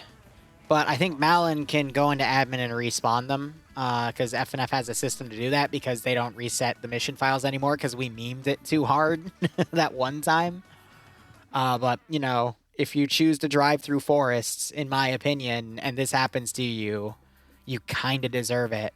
And the Crow system did not die. The vehicle is still over here. I find it interesting that they're bleeding green smoke, though. And that might be a permanent effect. So I guess to just help identify the vehicles. But that's a cool custom feature. So that you can't hide a vehicle and just snipe people. I kind of like it, actually. Because, you know, you just have a vehicle camping somewhere. It's a very powerful asset. I can understand why that's balanced. But, you know. C'est la vie. But I find it interesting that Op4 has chosen to overextend itself out of this defensive line to just hold all these areas. But I think with their forces and their numbers, they could actually do it. And that's going to allow room for forces to then come around and counterattack or pull back and create secondary defensive lines so that the first line can easily pull back and just make it a costly fight for the attackers going in. So that could work. So depending on the system, yes, Crow systems do have the T key, which automatically ranges the shot for them, and I think that's true on all of the guns.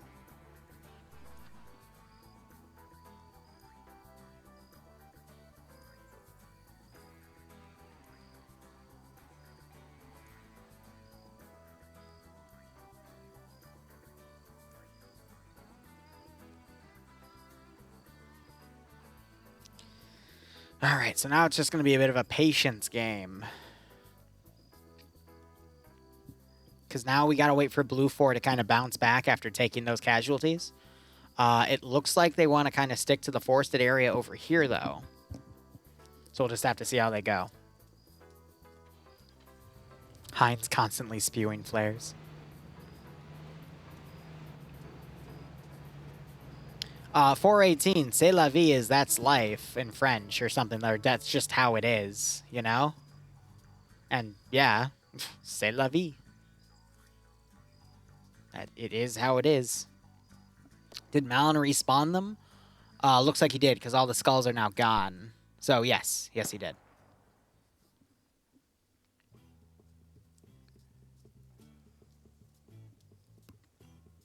That's a joke, I gotcha. Mason, wait, yeah, that is pretty fun to do in Wasteland, because yes, for an actual Crow vehicle, the max you can generally range those weapons from RHS is 1,500 meters. However, if you want to be a true Chad, you don't use a Crow system.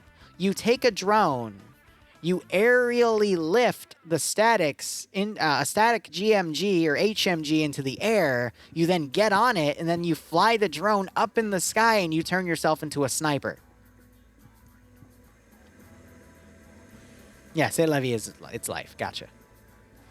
I don't remember my French too well. You know, maybe Curie put them out of this sector so they could avoid all the warning klaxon fighting, you know? And honestly, if you want a good example of something like that, I know Band Inc. made a really funny video about it. So if you look up Band Inc., King of the Hill drone towing turret or something. Yeah, on a lot of Wasteland servers, they stopped it, but it's pretty funny to see. Or mount to 50 on a bunny. I mean, you can't really do that, though.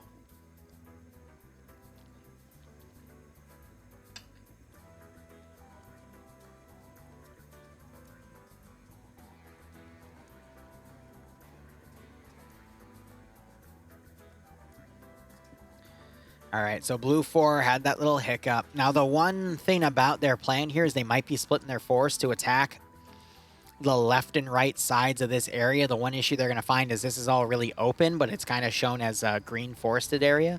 However, there are some roaming hills they could work with, but if they put the LAV right here, they might be able to assist in sniping people, but someone just fell off that barn and knocked themselves out. Brilliant.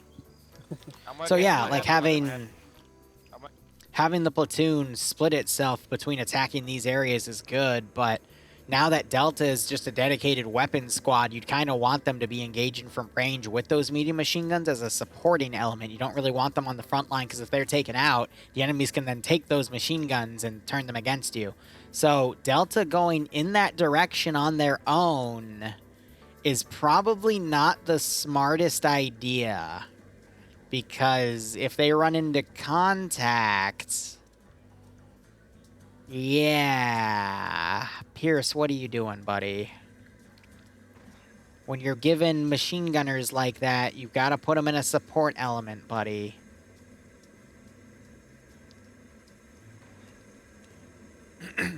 Oh, man.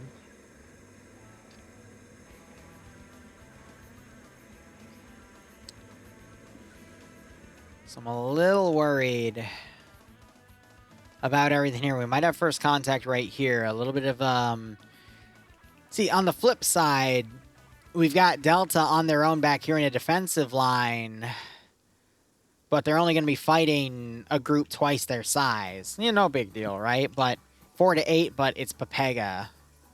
This I'm a little more concerned about, but I mean, you know, Delta over here, you got this entire line that they'll have to fight on their own, whereas Blue 4 come around. So we could see something where this could go one of two ways. You could see these guys draw out everyone on the defensive line, and then this force breaks through and gets to the sectors and destroys them before Op 4 can turn around. Or Op 4 is going to get those guns and then turn around with them and just wreak havoc.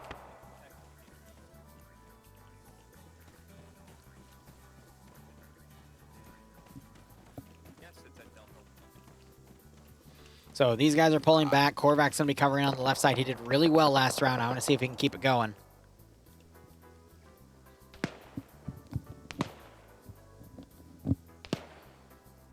There's the LAV now firing, and it is firing a 50 cal.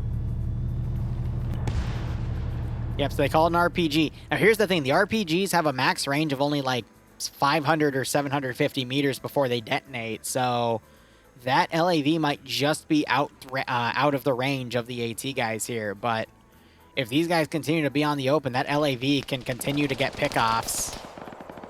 And as you can see, there's a Dishka right here being peppered. So this just is not a good defensive position because they have that LAV, and I guess Curie did not account for that.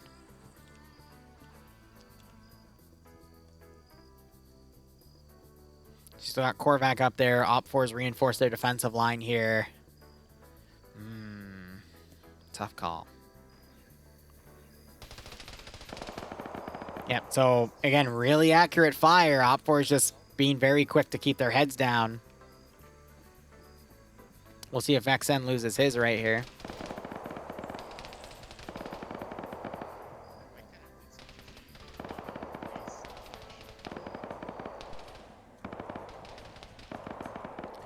Said they're firing over here at this trench line, probably because they see Blux AT. I've got an angle on now. I'm just gonna wait until he stops fucking shooting. And you got a Dishka that command is on. trying to spray back, but that's going to freak him out enough to make him actually pull back. But yeah, this group fighting 2 rifle squads is going to be difficult. But same over here. I think Blue 4 might actually be able to get like right behind or in between Op 4's line right here and push in right under their nose. And that's the issue with what Op 4 has done by overextending like this. They don't have everything covered. And this could allow Blue 4 to do a rush play. And I'm going to be honest, Pierce would do something like that. He would have his forces go right here and then smoke in advance rather than using the forest.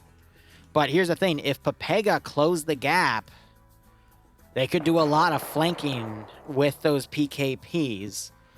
Again, a lot of coulda, woulda, shoulda here, but there's a lot that could potentially happen. But I think Op4's done a really good job of just keeping low and making sure they don't get picked off by that LAV. You still got Korvac up here watching Charlie from Blue 4. And then you've got these guys, they've made a new defensive line. Okay, I see. I don't know if this is... I don't think these are you guys. So, the farmhouse, they're west... Ooh, flank snake is northwest delicious. of the farmhouse. Yeah, they're on that ridge, I believe. Yeah, the one in the open. No. Okay, wait, no. Okay, north of the... Okay, so northeast of the farmhouse in the open. There's 2 farmhouses. They're northeast of the farmhouse in the open.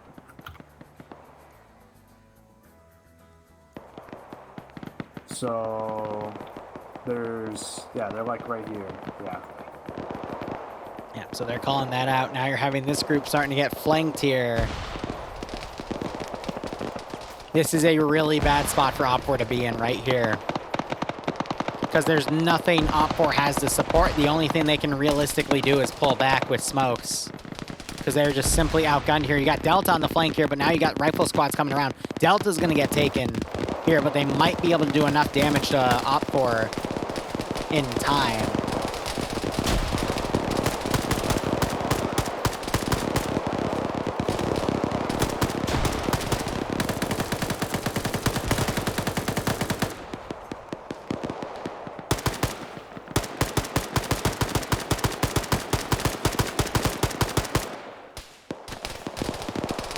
But yeah, because these guys are overextended, but they don't have anything to assist, Op4 can't also turn and engage because they're pinned right here. Maybe that force can, but Blue 4, they're going for a charge.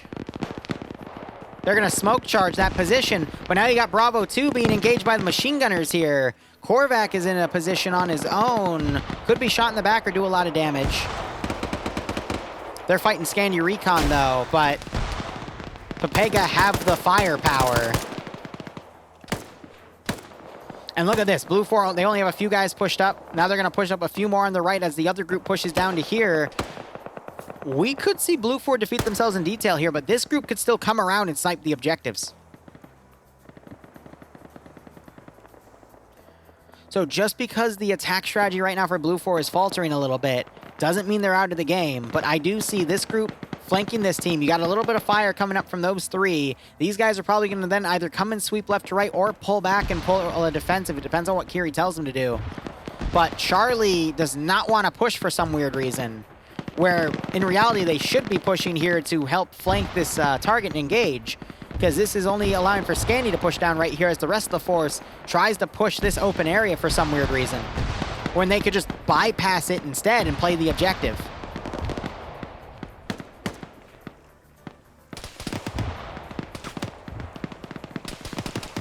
Novak's going aggressive on Purton here. Headshot.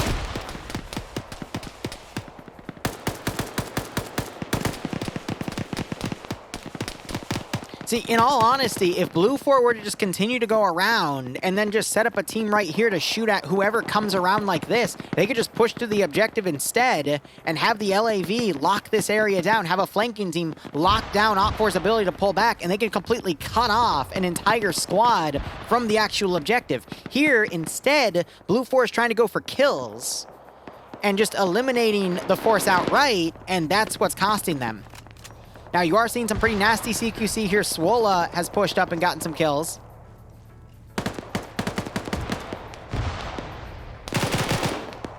Swola just double tapped. Ivno going for the AT, not realizing Swola's right next to him. He gets blown away.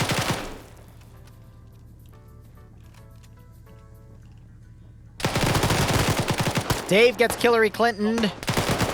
And Swola goes a little far here. NASA calls him out, and then he gets him. But yeah, a lot of casualties being dealt right here. Dennis the Menace. And then even then, the 50 cal would have shredded him. Now look at this though. Heartseer on 5 kills because he pushed up on Bravo's position. But now you got Alpha coming around. A lot of Bravo is dead. That's amazing. And it wasn't even by the machine gunners too. It's Heartseer just pushing up and going ham here. Runs out of ammo. Now he's got 2 people firing at him. A 3rd person even. And he gets taken down. Look at Op4's remaining numbers, though, and where they are compared to Blue 4's. Looks like Papega is going to do the smart thing here and pull back. They've taken 3 KIA. This group's completely cut off. It's going to be up to Alpha to finish sweeping these guys and then pulling back to also reinforce. But otherwise, Blue 4 can just move right into the sector and take it.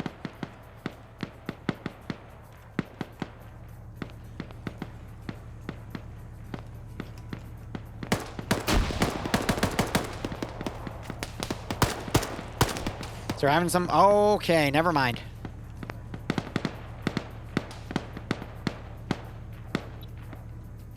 Wheaton coming around. And he kills Kermit the Frog. Vexen has to go CQC with his SVD. Hardcore fighting with Wombat here.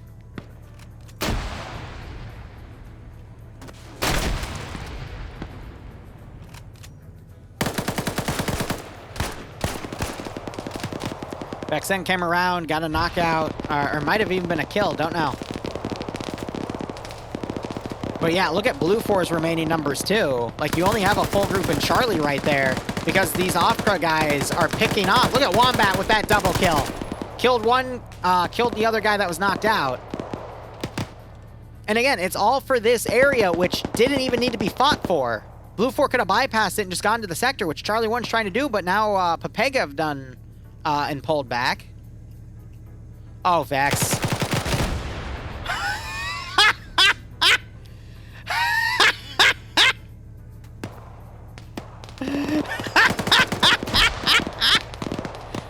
All right. Yeah. Yeah. Okay. That went just about as well as I thought it would. But meanwhile, all right, Blue 4, MG3. He's out of ammo. They're going to handgun. Oh, and Slushy gets the handgun kill. Toxic, meanwhile, got knocked out, and that's Op4 cleaning up that area. So that's all of Blue 4's medium machine gunners taken out. They're down to rifle squads. You still got that 12.7 turret by Curie.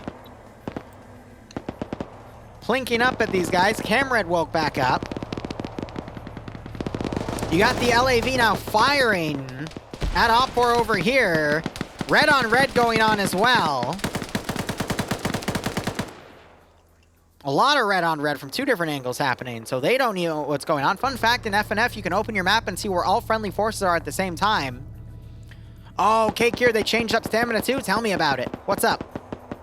I mean, bear in mind, you guys are also a medium machine gunner team, so you're going to be heavy.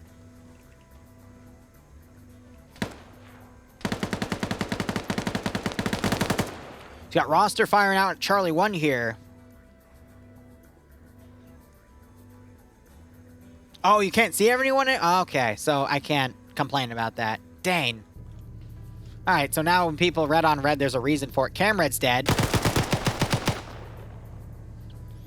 You know, Shay, buddy-o pal, buddy-o mine, I believed in you. And you let me down. It's okay. I just caster cursed the wrong guy there, I guess. Oh, so only squad leaders and platoon leaders see it. Interesting.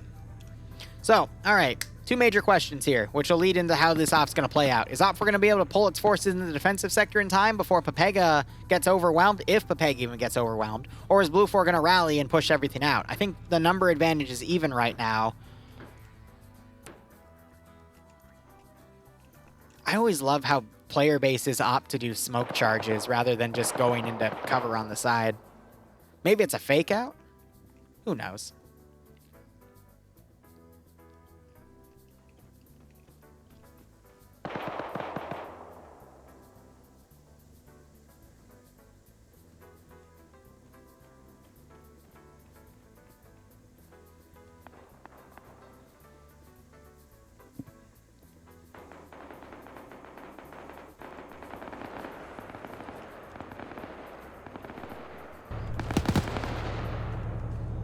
All right, so what Op 4 does now, if they just pull their forces back, which it looks like they're going to start trying to do, I think this is leaning towards Op 4 right now.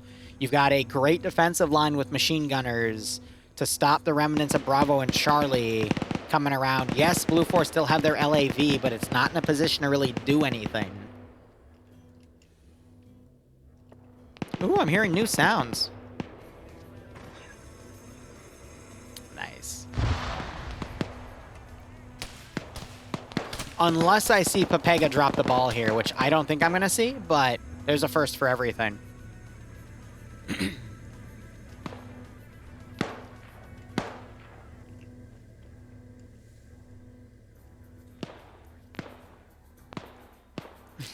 $4.18, you little shit. It's illegal to drink in game. Yes.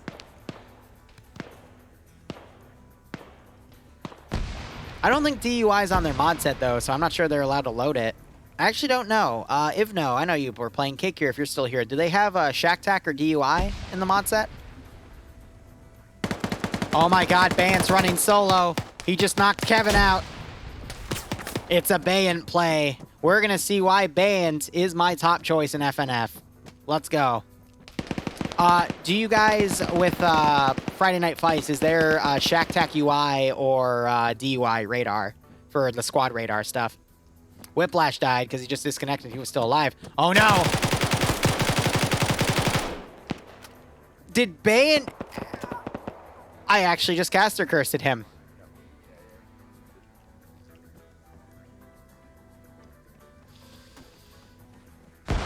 Oh, I trusted... Oh, you're good, Bayant, I trusted you. I trusted you. Nataria saying thanks because he bet Blue 4. Is Pepega actually getting the ball dropped? They are. Oh my god. Blue 4's still in this. Oh my god. Guys. Guys. GG easy. Shut up. It's not over yet. 2 minutes till we're at the halfway point of the round. I'm going to be honest, this AO isn't that bad, but you just had to hold the two areas here. You had to hold this area, and then you had to hold this area, and then have like maybe one squatter team holding that, the openness, and then just avoid the enemy's crow system. But Curie just kind of pushed everyone out unevenly, and now it's caused this weird power dynamic. Both commanders... Did they actually just snipe the LA Vivek? Amazing. Both commanders put their Delta teams out on their own, too, which is weird because, again, those are medium machine gun support teams. They should not be running out on their own, so it's weird that they did that.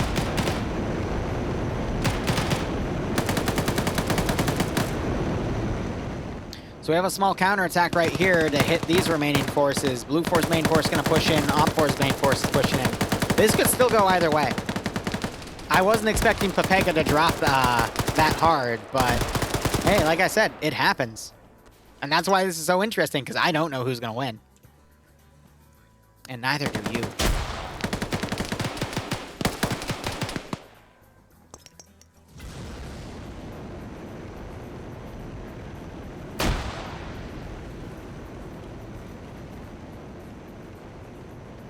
For which side, Yanni? Op 4 or Blue 4? Because Op 4, yes. It was Alpha firing at Bravo, but for Blue 4, I don't think there was any blue on blue. At least from what I saw. Explosive.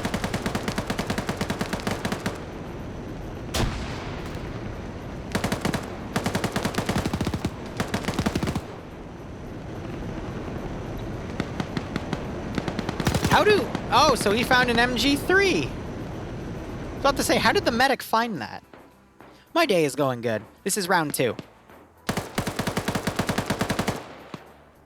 Depso, I think, just knocked out one of the guys around here. But again, there's been so much fighting in this position, and it was literally pointless to fight over this position. That's what I love about this, is just where the actual PvP has been, to me, just doesn't make a lot of sense, but hey. Oh my god, Flux. Don't drop the ball, dude. I want to see Flux go ham. He's going to get walked up on.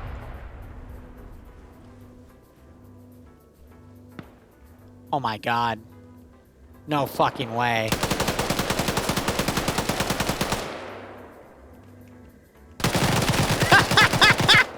Oh my god! Oh, if only.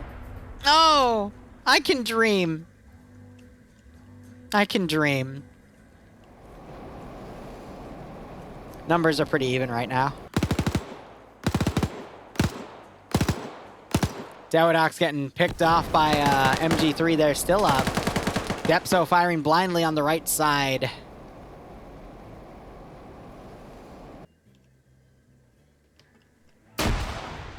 Grenade gets the double tap.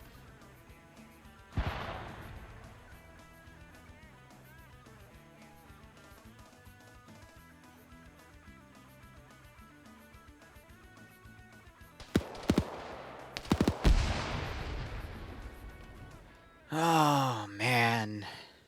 I can dream, but can you SL dream?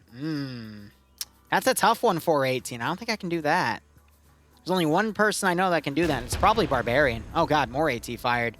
That was by Blue 4. Is that a stolen RPG? It hit the tree. Camred taking suppressive fire by Dawodox.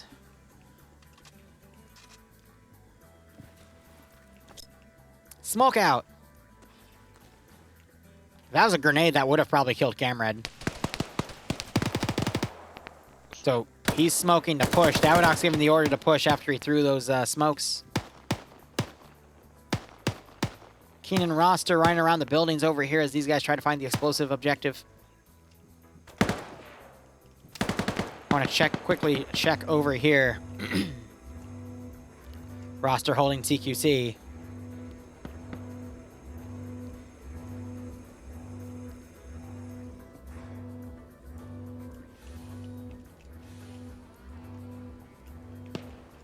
I'm gonna be honest, I don't know which building that Op 4 is not supposed to get up on that was blocked off, so... So Blue 4 are pulling back. They're gonna probably try to pull around and then come around and assist those Blue 4 guys, and then you have Malin over here, who's...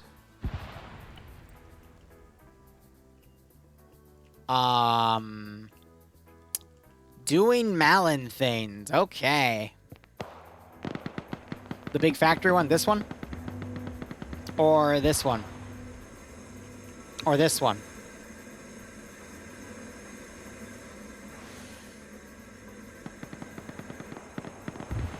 I would assume admin stuff. Is it this one? Are they not allowed on this one? The third? So they're not allowed on this one, but there's people on this one. Can you confirm that? I'm smoking the green stuff, yeah, right? Yeah, who knows anymore? Roster throwing some grenades. Ooh, wee! There goes Zally. Do it again. We got a runner.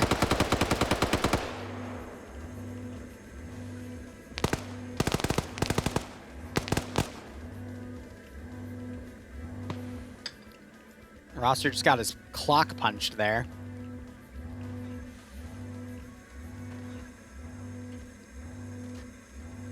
So the actual destroy objective is over here in this building. They have to destroy this terminal, which means they mag dump it, I believe.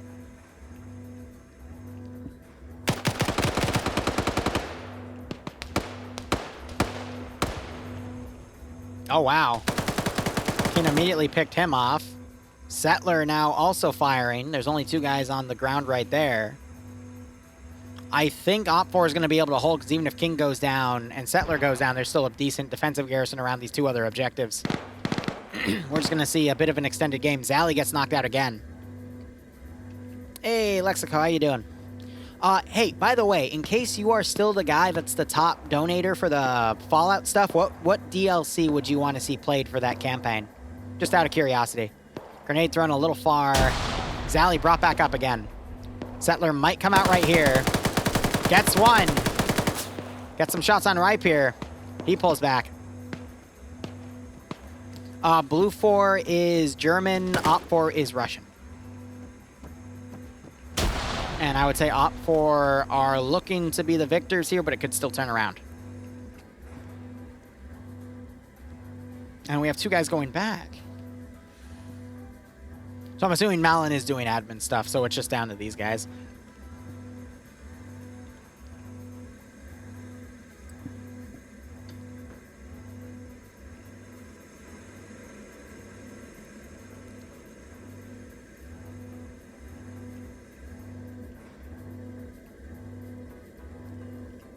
Let's go. It's entirely up to you. If you want to be Lonesome Roads, we can do Lonesome Roads. That's going to be really tough to do at level 10, but I will make it work.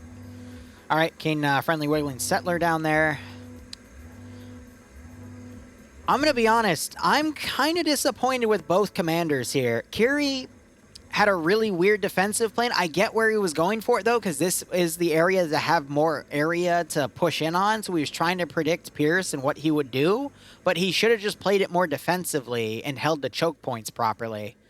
He shouldn't have gone out to fight. He should have just let Blue 4 come in and then made them close the CQC, and then he could have gotten his win right there. And then Pierce, I'm annoyed with because he sent his machine gun teams in one direction and then everyone else on the other as a bit of a sacrifice play, because that's the only thing I can think of why he would do that.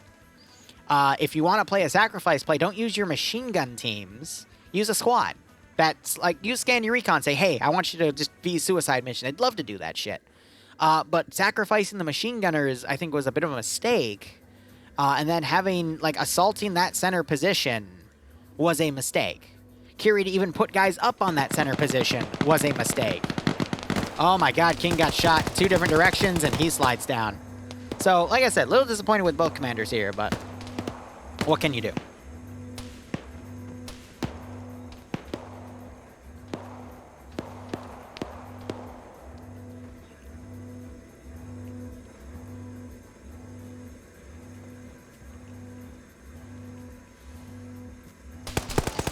Oh! Hey, you heard Settler just mutter some profanities there. Ripe here getting a great angle with that 249. Actually, that's a mini-me, but they're both the same system, so.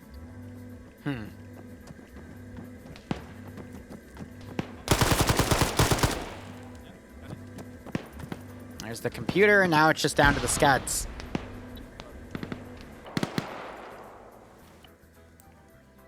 Not sure if there's any Blue 4 actually there, but you got 2 more trying to fold in. Let me do a number count real quick. It is 2, 4, 6, 7, 9 versus 2, 3, 4, 5, 6, 7, 8, 9, 10. 7v10 in Op4's favor, but still leaning on Op4, and I've been saying that. It's leaning towards Op4, but Blue 4 are not out of the game just yet.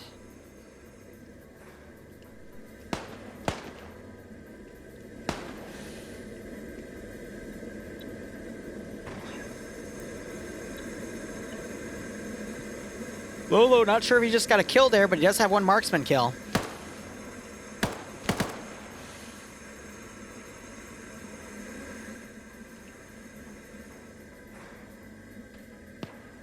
So you got Lolo now getting engaged.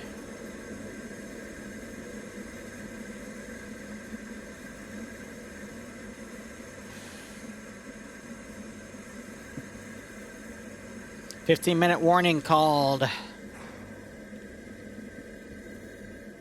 I don't see any explosive specialists left alive, though. On either side, but I know charges were being used, so maybe the symbol doesn't set anymore? Who knows? Flanking fire done. That is one more Op 4 guy down. Lolo still up.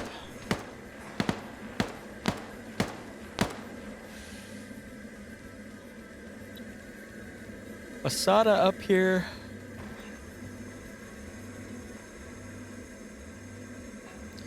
As it's not just Pierce, Curie also did. Both commanders did really dumb plays for this one, in my opinion. And it's caused this. There's this CQC of literally less than 10 people on either side now. That's objective 2 destroyed, so it means these guys do have satchels or something to take them out. So if they just keep going, they'll find the other one over here. Shy getting hit twice. Mutant comes around, only to be knocked out.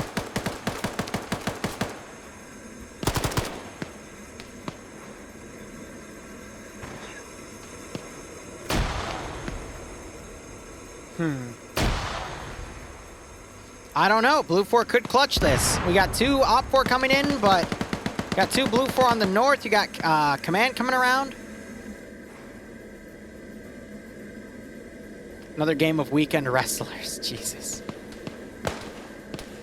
Lolo trying to do more marksman stuff, but he is quickly suppressed. You could see Depso and his teammate, who I think might have just died, stall for a bit. I mean, Depso on 7 and a vehicle kill. That's not bad.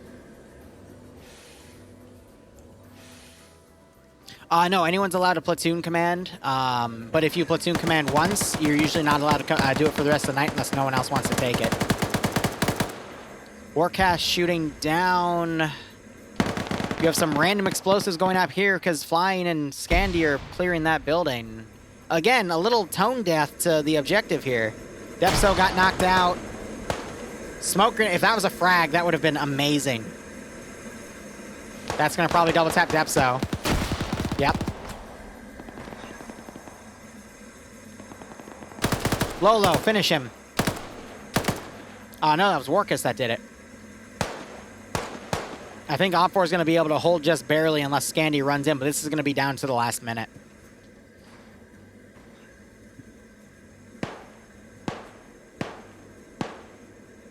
Lolo firing up at Tymek there.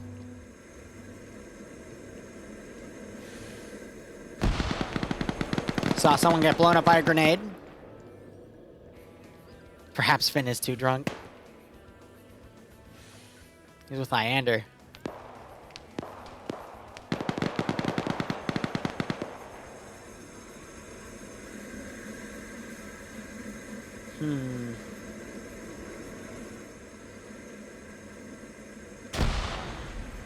It's a 4v5, but Blue 4 is just completely out of position, and these two are completely out of position here, so I think this is over.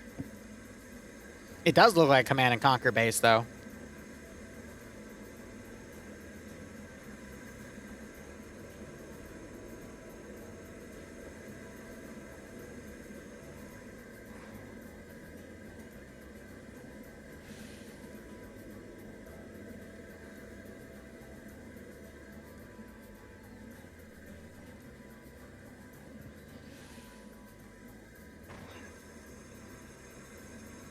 I don't know. I'm going to say I appreciated this AO.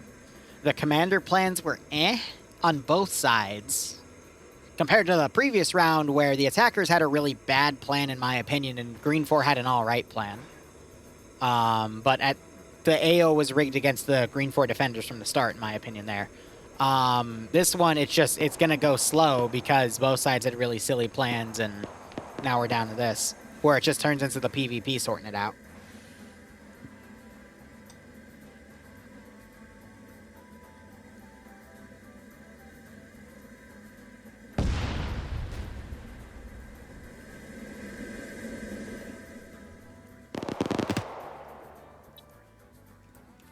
Who?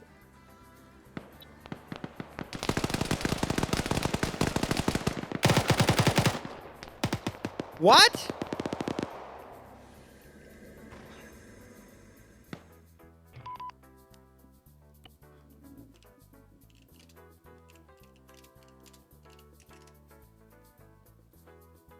Oh, hold on. Oh, Yeah, That was Anderson. a quality shot. Nice shot, What a dude. over the Heskos. shot, Yeah, what a good, shot. good He was shot, on top of the Anderson. But Heskos. also, clutch. fuck you for doing that. But good shot. So apparently Anderson sniped it with an AT launcher.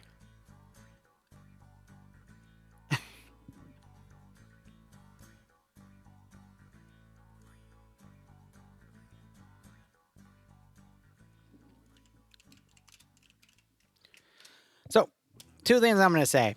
One, great shot. But two,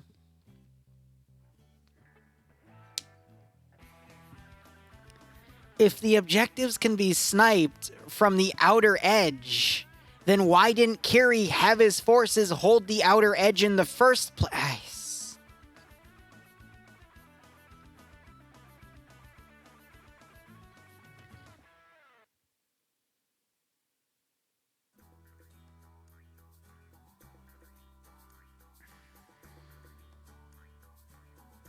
I trust Anderson to play the objective, though. He's the head honcho of the NA branch. He's very focused in FNF's like core values, or at least his opinion of them, and like team play and playing the objective. So I trust him to make plays like that. And that, in his shoes, was a really good call to make.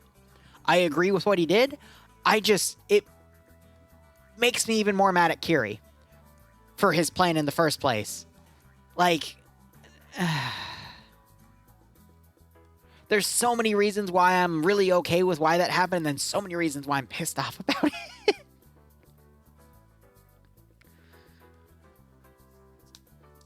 And I know you have a bone to pick with Pierce, but again, it wasn't just Pierce here, it was also Kiri's plan. Like, both of them had really bad plans for so many reasons, and it just got under my skin a little bit. But, okay. Okay. Two bad plans canceled each other out, and it went to the PvP. I'm getting hangry. Yeah, right? Oh, man. Well, on the bright side, I'll have like 2 hours free, so I will be able to make myself some dinner. It doesn't I know, but I'm just saying how it played out. Anderson attack from the 4th dimension. All right, let's go ahead and keep things going.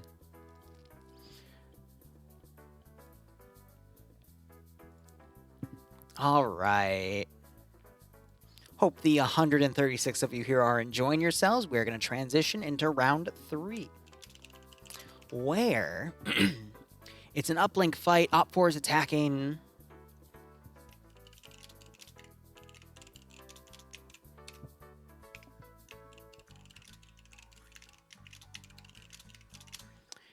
It's a 10% numbers advantage. A BTR-80, a PKT Gaz Vodnik, and transports.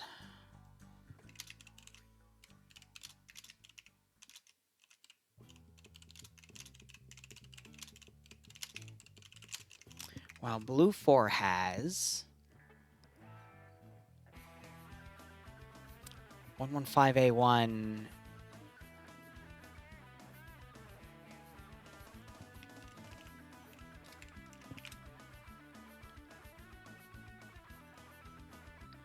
So it's technically 3. No, because they designate those. Okay, so that makes sense. Whew. Yes, I will eat something before the op. Mix another drink. Outlaw, what you mixing?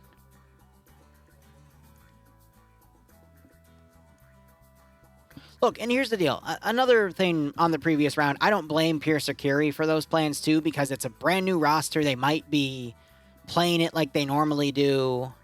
So, you know, sending the machine guns out on their own could seem logical for various reasons, but again, it's not the best. Orange vanilla rum with Fanta. Would that make like a creamsicle, Outlaw?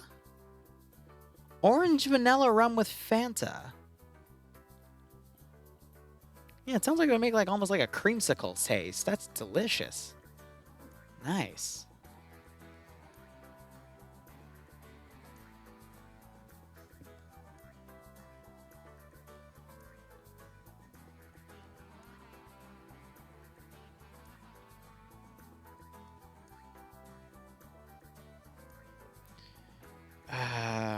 see. 1 second. I accidentally opened a Discord message, and if I open them, then that takes away the notification. I'm going to forget them, and this is pertaining to an MCO slot.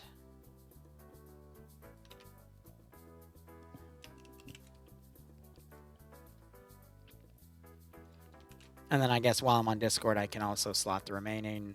Still have 3 open slots for MCO. That's hilarious.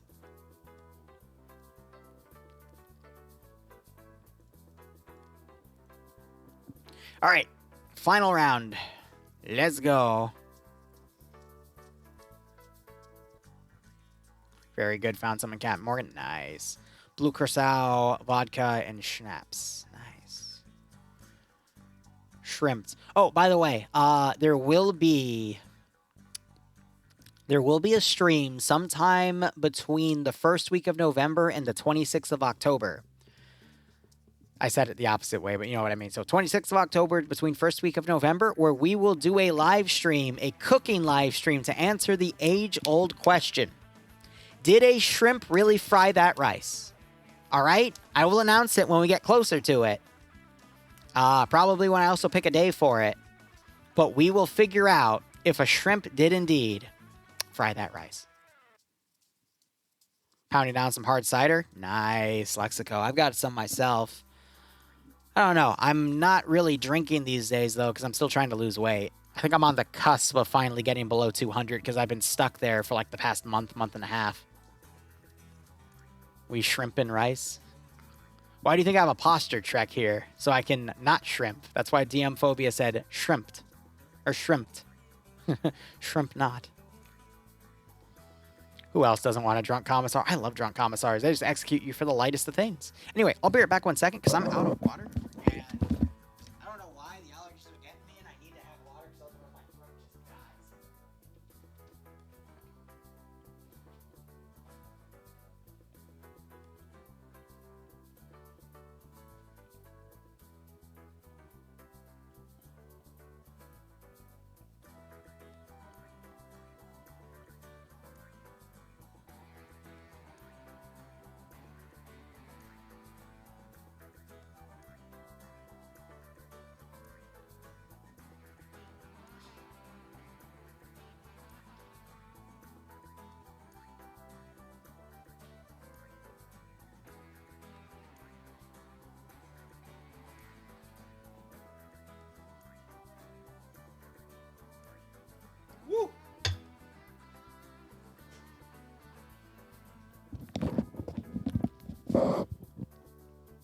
They're called height disadvantaged cooks now.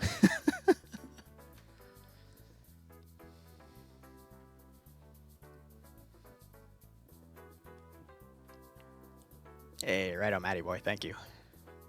And as always, guys, I hope you keep enjoying the streams and the content.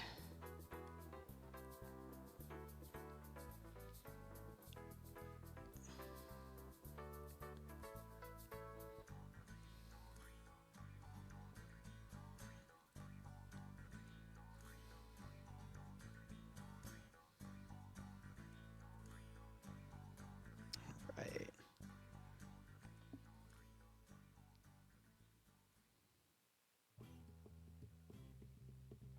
One second.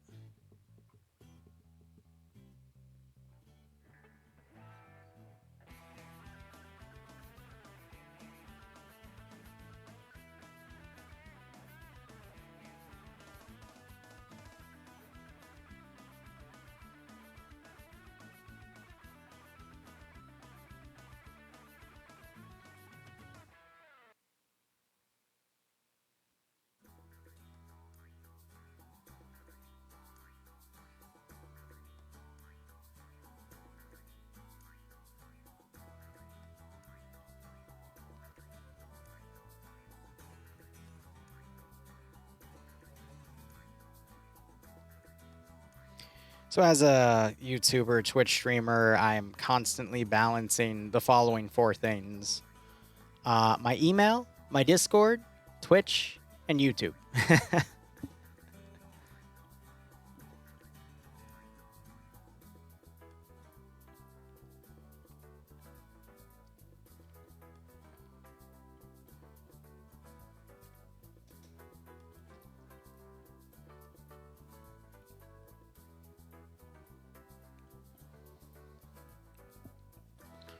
So I'm just making sure that's A-okay. Vertically challenged cooks. Good God. Figure out chicken fried steak. If you guys want, I will make a channel where you can put all of these ideas down. I really don't care. Like, we can meme this. If it goes well, if it's a hit on YouTube, I don't mind doing more. It's just a little expensive, you know? It's like $50 you gotta put down for a costume. But sure, why not? That's only, what, 50,000 views. So if it gets 50,000 views on YouTube, we can then afford the next costume. That'd be pretty funny, though. I'll let you guys know. We could do the chicken fried... We could do chicken fried rice, chicken fried steak, chicken fried anything. That'd be funny. That's what my new bridge will be. I wear a cosplay and we make food in cosplay. That'd be pretty fun, admittedly. All right, final round of FNF. We don't have a prediction up because I'm a goober. Who's attacking again? Op 4's attacking Blue 4. All right, let's go. 1 second. Prediction, who will win FNF round 3? Blue 4 is defending. So I just have to change the text here. And Op 4 is attacking. And there you go. It's live. It's up. Place your bets. P&J to toggle our stuff. And let's go ahead and have a look at our roster here. Briefing is, this was made by Depso. It's called Peeking Heads.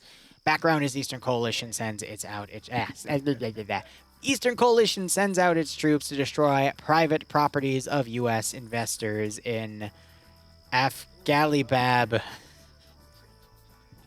U.S. Marines intervene to protect the investors. Ah, yes, oil. Game mode is uplink, so 3 terminals have to be hacked, excuse me. If the defenders interrupt the hacking process by interacting with the terminals, it pauses the timer.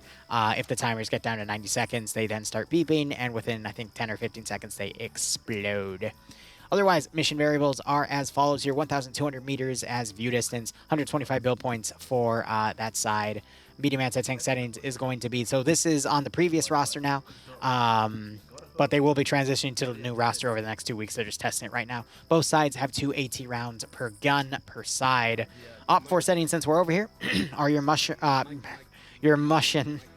modern and Russian. Sometimes when I stream, or when I'm speaking fast, I combine words, and this is what you get. Bretchid, I would not cosplay Bobby Flay. I would cosplay Gordon Ramsay. Anyway. Modern Russian Army EMR camouflage loadouts are going to be modernized AK-74s with plenty of different choices here. UUK to use Eastern optics or Zentaco to use Western optics. MP443s as the secondary. RPKs for the light machine gunners. PKPs get the machine gunners get the medium machine gunners get the PKP. English. Light anti-tank's going to be the RPG-26, and crew and aviation get a choice of either PP-2000 or the AVS. Assets include a BTR-80.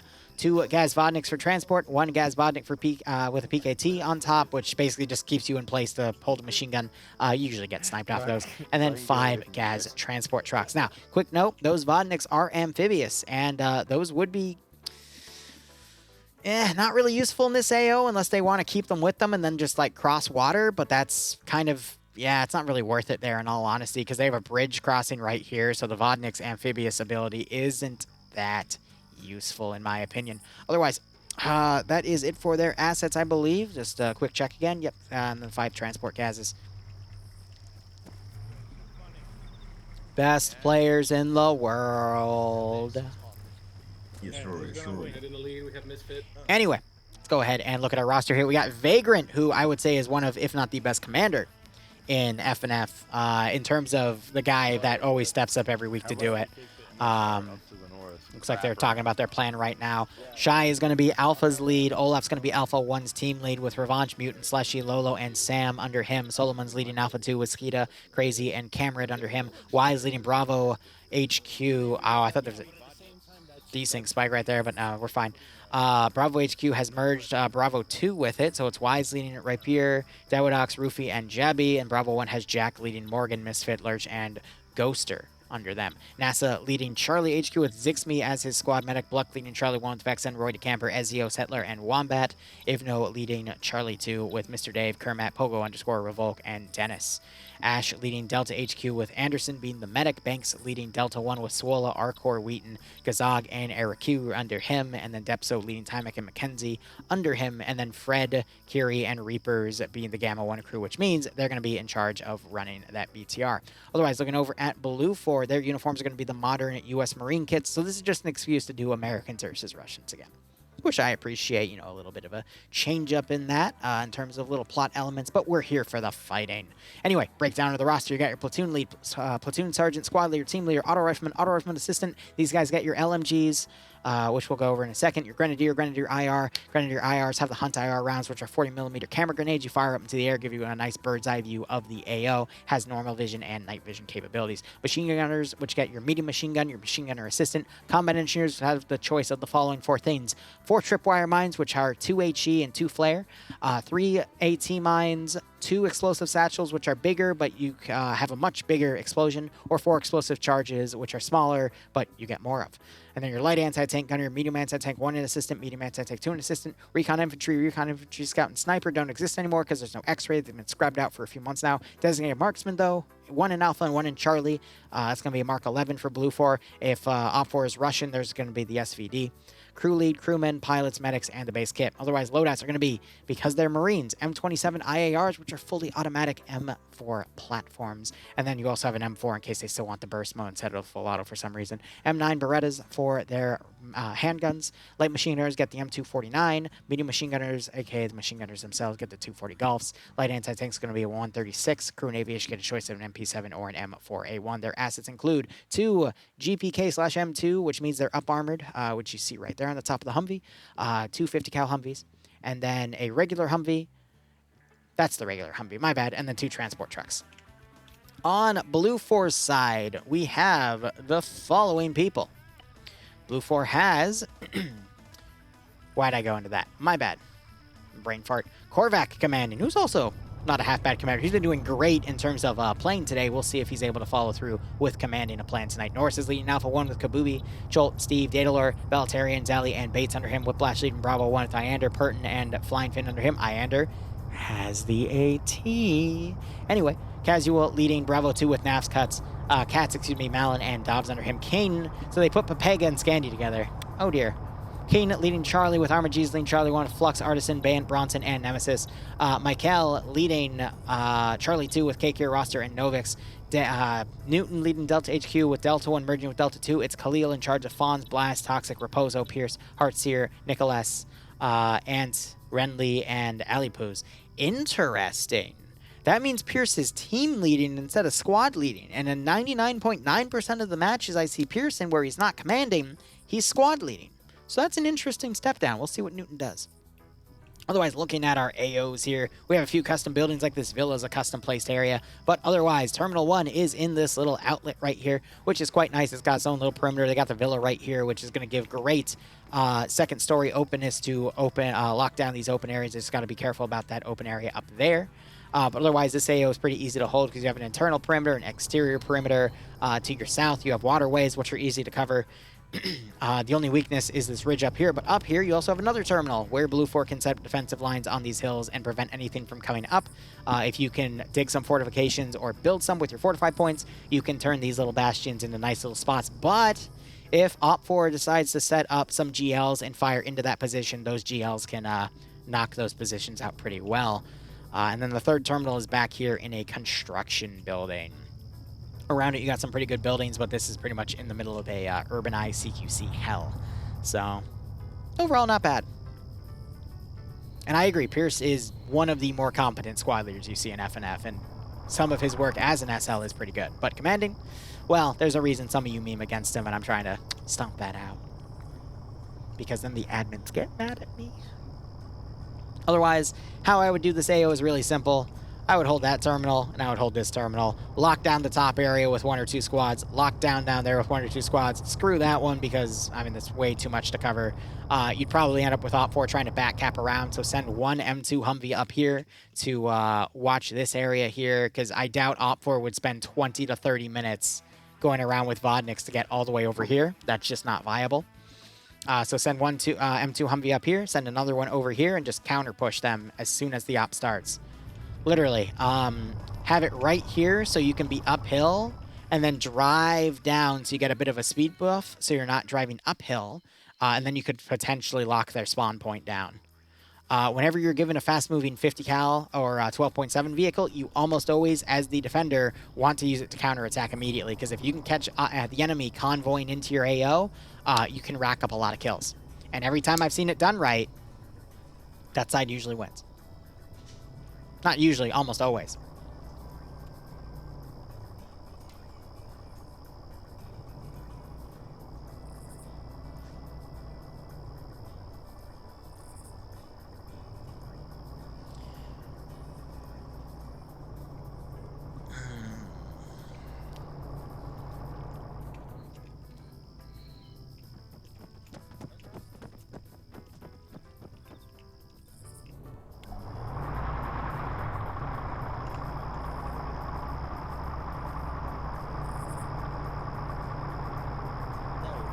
Was there a guy just there, or did I just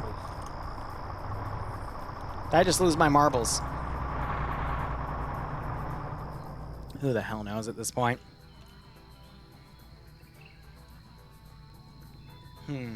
Otherwise, I mean, that's really it. That's it, cut and dry. And yes, that dude did just disappear. Otherwise, that should be it. I mean, there's just not really anything else to cover here. You know what I mean?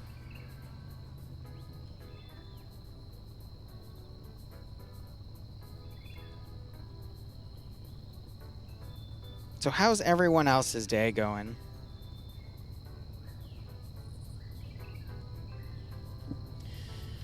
Again, we have a Zeus stop at 8 o'clock. It's probably going to be one of the more shorter ones I've done for 40k Zeusing so far. I just want to see how they handle general CQC if I were to replace entire areas with 40k buildings, because that's one of the things I really want to do for 40k Zeusing, is something like that, and then add stuff to it. But I ran out of time this week because it already took me like 2 to 3 hours to... Actually, no, it took me 3 hours to do all that and then add some garrison stuff. So we'll just have a nice little environment there, and we're also still finalizing their settings too. So you know how it is. I'm going to check my slotting channel because I just got message that someone was doing that. Yep, Calum did, and now someone else just messaged me and I told him where to slot, so we'll probably get those slots filled. Look, Scandi and Pepega on Blue 4 are great. However, Offcra has been pulling their weight against Scandi and Pepega tonight, and they are on Op 4 under NASA for Charlie. And these are all Offcra players. Some of your best of the best. So seeing them cancel out with Scandi and Pepega has been really interesting. Vagrant, I think, is going to keep it simple. We'll probably see him try to dominate up on the ridgeline right here. Maybe send a squad down to be supported. But I don't see him doing anything grandiose. You know what I mean? I see him keeping it simple. You know, KISS. Keep it simple, stupid. Here, 1 second.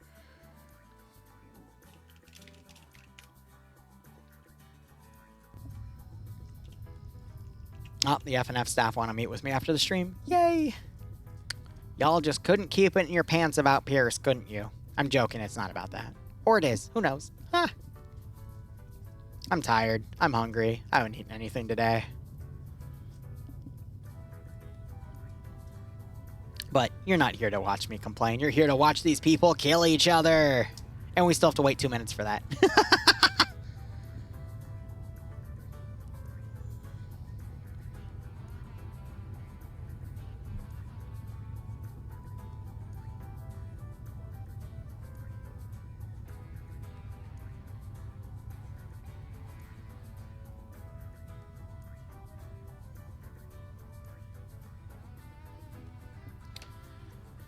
Ah, man. Yeah, the bets are pretty close because there's a lot to bet on. Because Vagrant, again, very good commander. Offcra, really good community. Pepega Scandi combo, really good. They're playing defense and they're going to be in advantageous defensive positions. This could really go either way. First round tonight was kind of clear from my perspective who was going to win, even though they had a really dumb plan attacking. They still pushed through. 1 second. I just noticed my fan was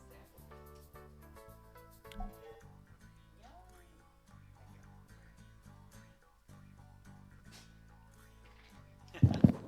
Sorry, I normally stream with a fan on to cool off my area because my computer runs a little hot. And airflow back here kind of sucks, and I overheat very easily because I burn like a furnace myself. But I digress. Round 2 was cut and dry, but both commanders did really below average plans in my opinion. But that was a pretty simple AO that went down to the wire because of said plans. This one could really go either way. I think it's going to be really useful if Blue 4 immediately sets up a counterattack with their 2 M2 Humvees. Do I think they're going to do it? Probably not, because I don't see Vagrant as the type of guy to do that. I don't see the vehicles in position. However, we have Scandy in a truck, but they're right here. So I think they're going to try to climb up to this position and lock it down, which is not a bad spot to watch either side here. And then you got these guys running down on foot, so they're probably going to try to hold that position. So they're going to make a defensive line right here. And Op 4, we're just going to have to see what they do. But if they go north and then swing around, I wouldn't be surprised if they did that, you know, just to keep the safe way. But if they want to really, like, stay to the north and just do that massive pull around, it's going to be really easy to figure that one out. They're going to do it. They're going to do the massive pull around. I doubt they're going to take the SSR around and then come down south like that. I think they're just going to stay around on the northern side and push through, and it's going to be really easy for Blue 4 to see that coming. Oh! Oh, wait, no, you're actually... Have the other one turn the other way. Please, for the... Oh, there's four people in there, though. This is just a squad pushing out on its own, so it might catch the BTR. In which case, I don't know why you don't have the armed one first, because that's a really risky idea. Someone was screaming for them to stop. That's funny. So BTR going on its own is a really bad idea. Is there a squad in there? Nope, it's just the vehicle. So right off the bat, there's a mistake of why is the BTR going out on its own? That vehicle is, I think it was meant to follow the convoy. It now is. So that BTR is going to get sniped early on. Now we're going to see if they try to go off-road or if they're actually going to follow the SSR around and just come down that side street, which is still going to get intercepted by this position. 1,000 meters north. Pass? Yeah, so they see the convoy coming around. Yeah, I saw at least 2 vehicles move north. Yeah, they're cutting around the northern side. Ander's up here with AT. Does he have Matt or Lat? If he has Matt, we're in business. Oh, no. He's got Matt. They're pushing west to east. Eyes on one transport also directly north for me. The BTR is going to die. It's going to get walked up on by someone with AT or explosives. It's going to be thrown and it's going to get blown up. I've marked. So yeah, they're doing the flank around plan. And the issue is with the render distance in this advantageous position, they're going to be spotted immediately, and we'll see what Blue 4 does to counter it. The entire enemy team. The entire team. The entire enemy team. 5 trucks. Yeah. Let's go, guys. Let's go, let's go, let's go,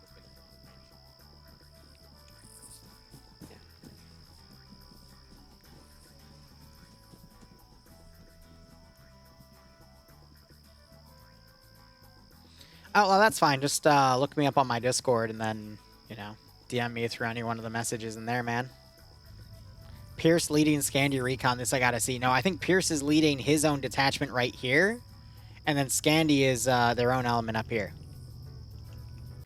What map is this? This is Lingor. Oh, it's still set to Halama. My bad. Lingor.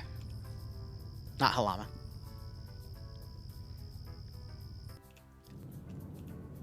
Yeah, so these guys are getting stuck in how to come around without going outside of the map border. So, I don't know why Pierce is sending his guys on foot. That's a big distance to go around. Is there any AT in Alpha? I don't think they only have an explosive specialist, so they're going to have to, like, walk up to the BTR, but This should be good.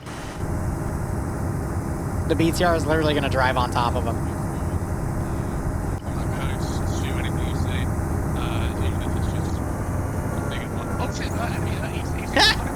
They got a 50 cal firing at him. The BTR. A little late on that one, Chief. The 50 cal is going to tear this thing apart, though. Driver, advance. Run him down. And they got a blind spot because the tire on their rear. There goes the engine. There goes the gunner. No, it was the commander. The gunner's still alive. And he's now dead. Yep. God damn it, Iander.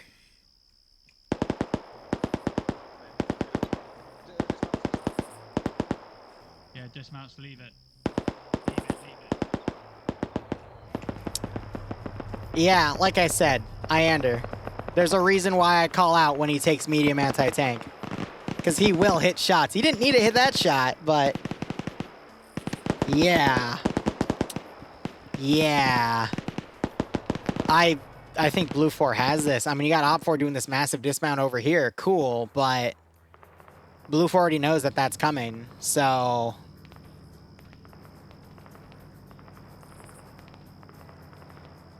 This is messy. This is just messy.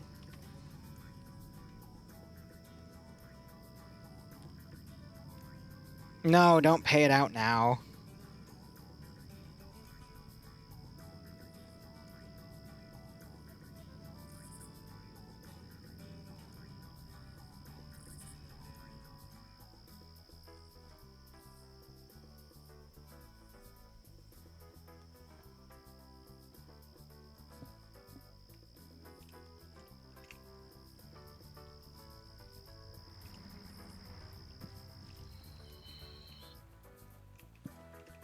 Op 4 leads Vagrant, which is why I'm really surprised that this has happened this way.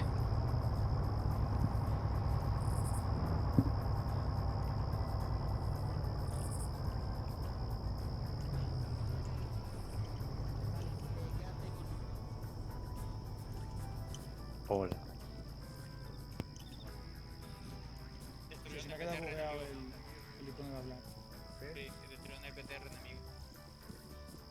Oh, no. Oh, guys. Guys. Please pay attention. None of us. Someone's hot making. Pierce, open your eyes. Contact front, contact front, contact front. In the water, in the water. Took you way too Stay far. low, stay low, stay low, stay low. Get low. Get your AT out!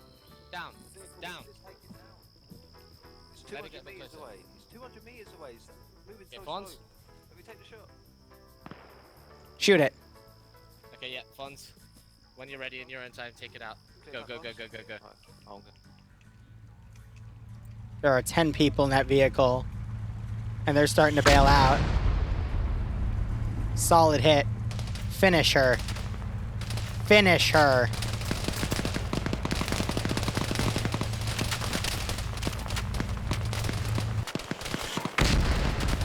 That one missed, but it's okay.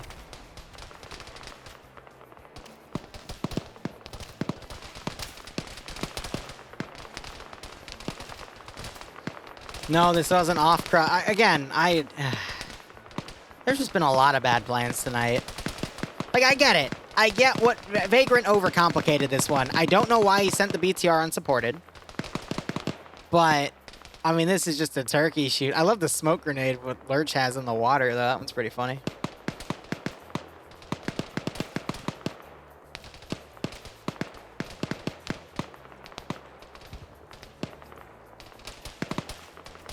And then you got Scandi Recon. Look at this. They turned around. They're holding this hilltop, and they're stopping the entire rest of Op 4 from coming. You got Platoon Lead coming up to, I guess, see the situation. He might now task Papega to come in, because I think Papega's playing internal defense right now. Fred has somehow survived, and he's hiding. But Alpha is now down here. This is such a mess.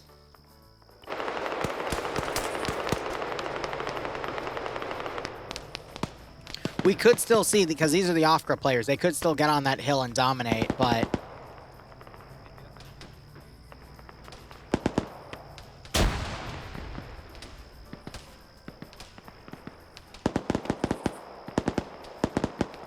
Yeah, they're going for a remount to pull away. They got the 50 cal Vic Bance already on a kill.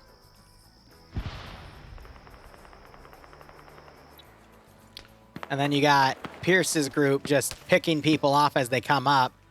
Oh, Pierce, they're just children. Please.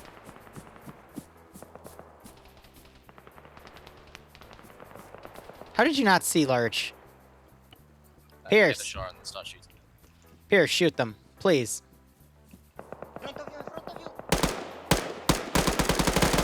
Grenades!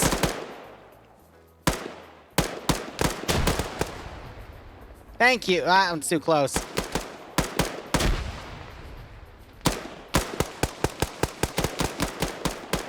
There we go. He held it for too long, but yeah, he's just bursting it, so yeah, Op4 can't get on the damn bank. Alright, Oivno, thanks for dropping by. Op4 now have control of this hill. Blue 4 pulled back to the objectives, which, not a bad call. Bay got his head sniped.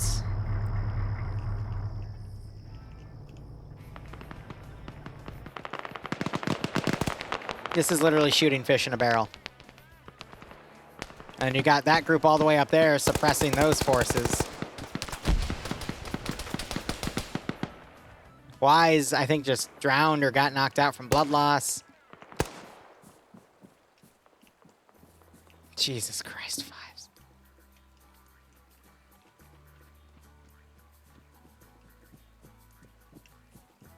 We might see Wise drown because he was unconscious.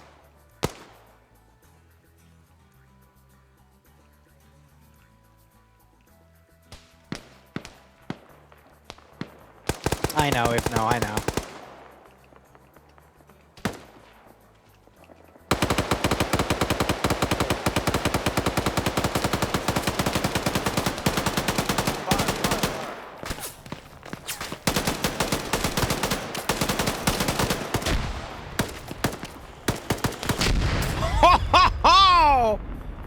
Landed in Roofy's face. Go, smoke, go, smoke and go. Jesus Christ. Oh! I saw it coming! I saw it coming too! Oh! He shoots! He scores! Jesus Christ. Jesus freaking Christ.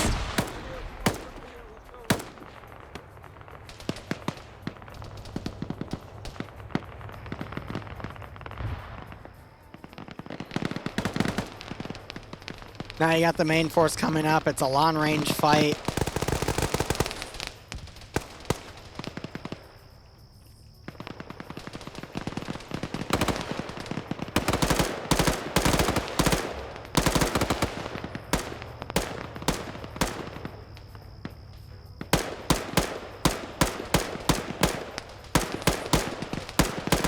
Bayant is dead, so...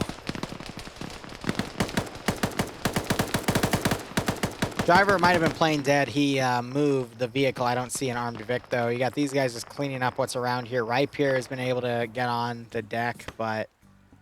You got another squad being deployed. Blue Force sending their other force around. We'll just have to see if Op4 in this direct PvP fight is able to actually get enough knockouts to continue pushing forward, because they have the manpower to continue an extended firefight.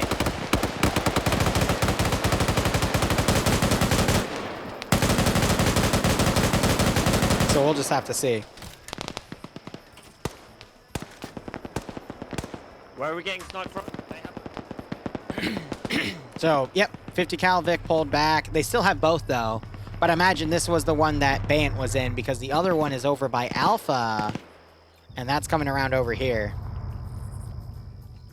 And if they're looking, they might find an angle to get a lot of nasty shots. So Sally's on 2 kills because he killed 2 of the crewmen in the BTR.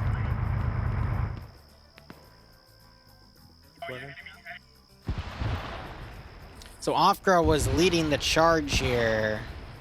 Now I see some of their players in here, like Pogo underscore. We got Vexen over there as well. NASA, Mr. Dave, and Zixby are flanking around on the left. They're going to run a Blue 4 command. Oh, dude. Copy. Bravo, Sagon. Oh, he better not be on yelling or normal, because Offgirl's going to slap his pee-pee.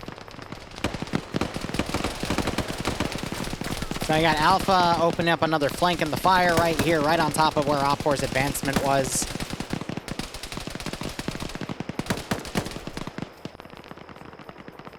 Oh, he's on yelling.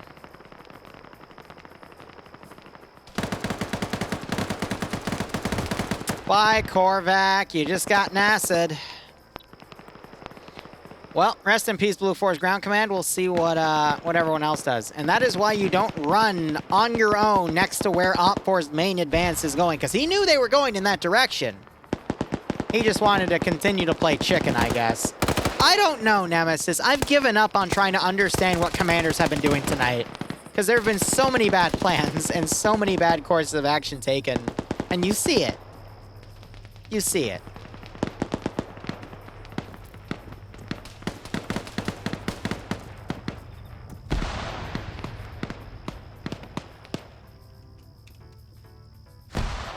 All right, so now this force needs to come up because these guys could break through this group right here. Pierce was able to maneuver his forces back, and they're just encircling this group. You got that last squad coming up. They took a Vodnik up to reinforce. You got Platoon in the back here. They're going to swim it. And then you got 2 survivors back here. You got 1 other survivor over here. Here's the really funny thing. Fred could solo and start taking terminals and freak Blue 4's line out and force them to pull back. So a single survivor from the crewman team, at that point he has no choice but the Lone Wolf because his forces are literally on the opposite side of the enemy Blue 4 team. So I don't blame him for it. Blue 4 should have done a better job of making sure that BTR was fully decrewed, but they didn't. And now it's going to cost them. And that's where I think Op4 could actually still win this fight, is Fred doing a back cap and then Blue 4 turning around to deal with it. Korvac, what the fuck were you doing there? I have to ask, buddy. When you had Op4 literally pushing up next to you, why were you advancing into Op4? Why? Just why? Alone. Like, if you had Papego with you to do a flank play, awesome, but why were you alone on yelling?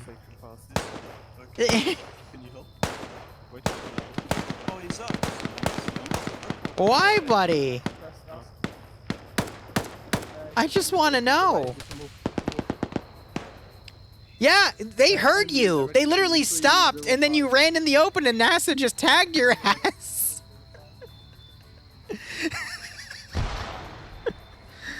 Like, I came up to you, and all of a sudden I heard you, like, full volume, and I wasn't even on top of you yet. And I'm like, what are you doing? Why are you on yelling next to the enemy?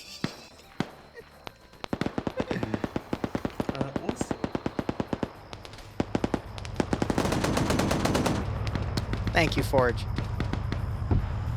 Uh-oh. AT landed short.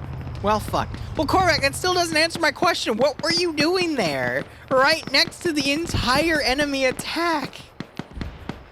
Yelling or no, you shouldn't have been there in the first place. Goober? I love you for stepping up to command. I love people that, you know, take that responsibility on them, but why?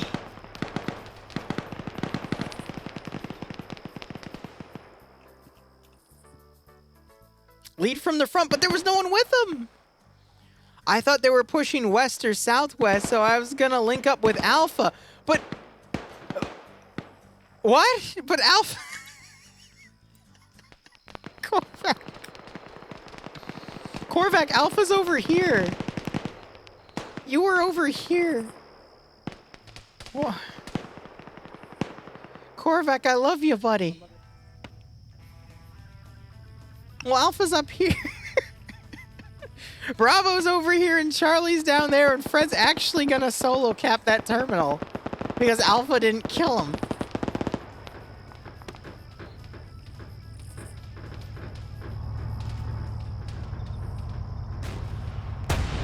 AT missed!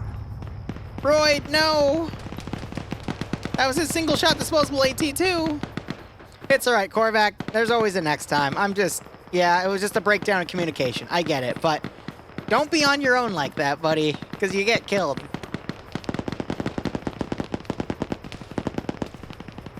Oh, someone just got shot over here. AT was blindly... Oh, fuck. They hit? I don't see a damage texture. But that's why it's fun, you goober.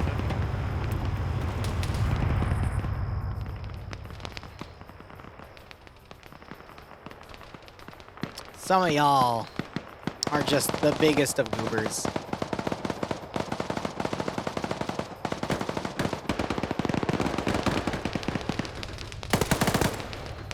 Well, he's dead. Blast, are you gonna stay in the open? No, you're gonna loot your body even though he just... Okay. That now blew up, okay.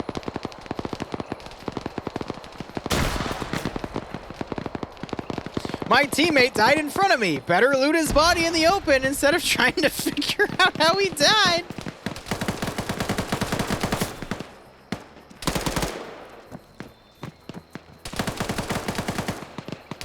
Satchel!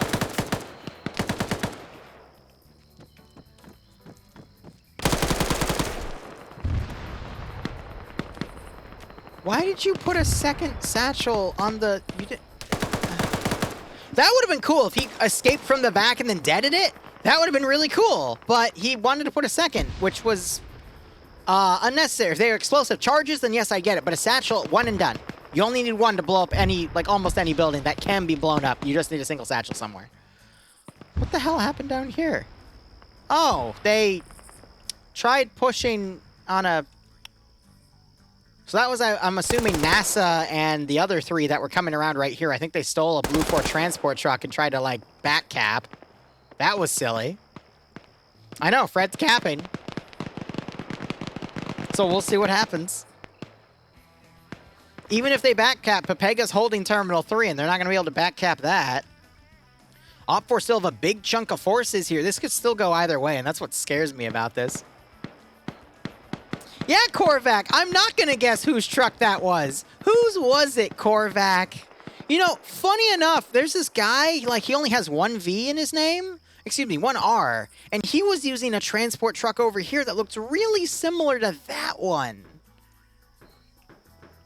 You know? Crazy how that works.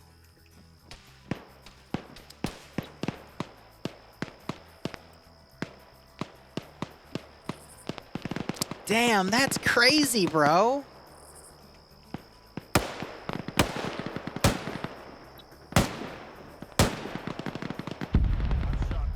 There's Terminal 2 hack. Let's see if Fred goes up to this other terminal, but now Nielsen and Newton, or excuse me, Nicholas and Newton are going to be holding.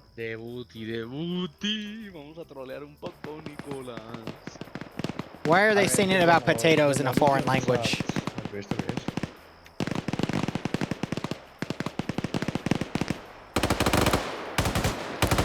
That dude got knocked out. You still got this defensive position right here. Royd's on 2 kills. Being DeCampa himself. Jesus Christ, perceptive. Oh, singing about potatoes in English would be weird. Okay, I get you. I do like Vagrant's call here, though. He has ordered everyone to pull off of that direction and instead pulling into the town over here. This could overwhelm Papega. which is going to make this sector the one to take, but there's some stragglers around that could snipe. Yeah, who doesn't? I guess people that are allergic. Or people that suffer from potato famine. 27 minutes left on the clock.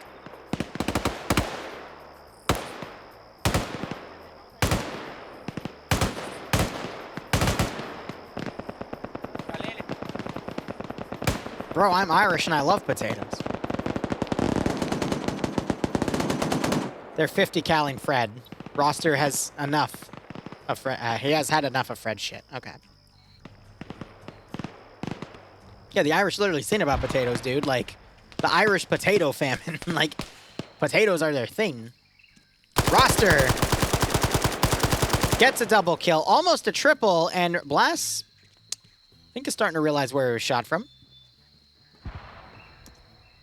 Yeah, it's the lack of potatoes that they... Ooh, 2 grenades. Bye, Blast. Building just changed damage sectors. Blast does a loop around. But Royd hurt him. Royd on 5 kills now.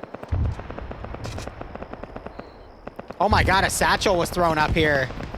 They're throwing charges on this position. Ripier is going to run into Heartseer. And Heartseared gets Ripier. This sounds so funny to say. Wise, is he going to go for the kills or the objective? He's going for the kills. He's getting shot at.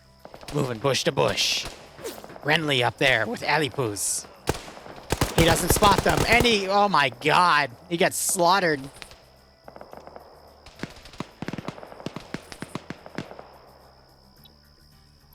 Oh, did Royd get killed by 2 more people coming up to fight him? Dang, Royd. Dang. Next stop, Potato Op. Yeah, firing line there. Good God.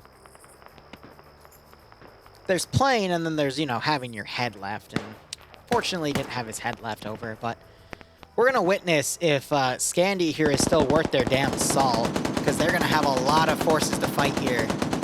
So let's, excuse me, not Scandi. Papega. Big difference. Both teams are both communities are the 2 top in FNF, and it's Papega's turn to prove their worth. Let's see it.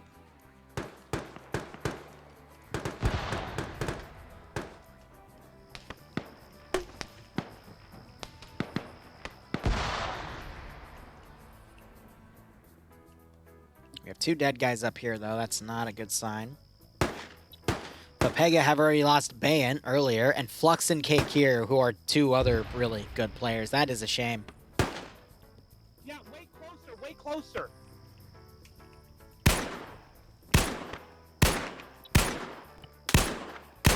Can't land those marksman shots.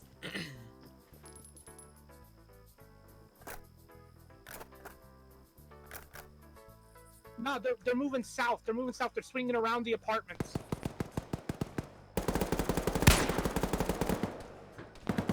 Bronson, they're... Hey, King, directly in front of you. The fucking tin building.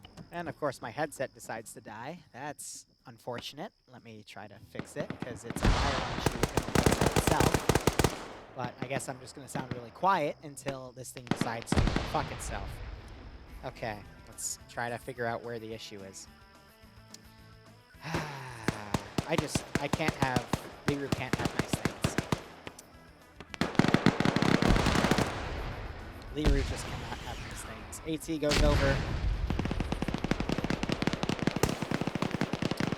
Alright, come on. Where's the break?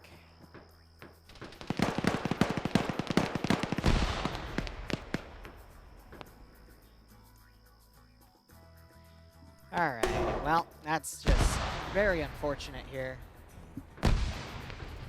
Oh well. I'll just be sounding a little quiet as I, Yeah, this is a professional grade headset, and it broke just as quickly as the fucking Logitech headsets. I don't even know why, to be honest, but at least it's not... Oh, there it is. Yep, the overbuzzing. Great. Great. Just my luck.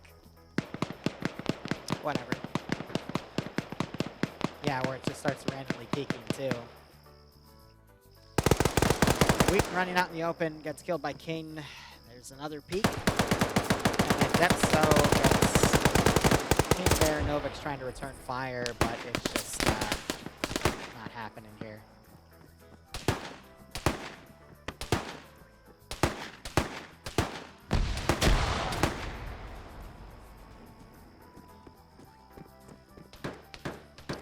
I think Depso just got killed by that grenade. Charge is going off over here. It's fucking insane.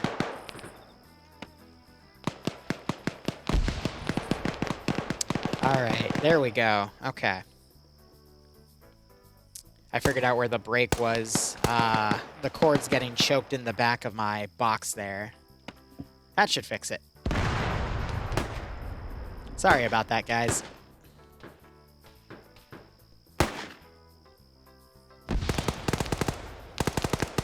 Alright, Novix gets another kill on the side right there.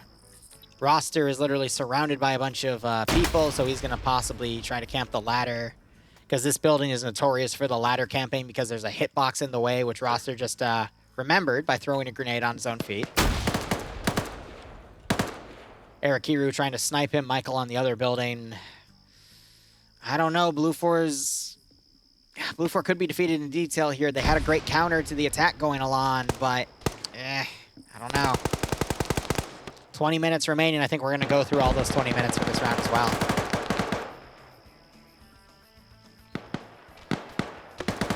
We just saw another Pepega guy get killed somewhere over here. That was Arakiru on the kill. No, it wasn't. Okay, it might have just been a dud then.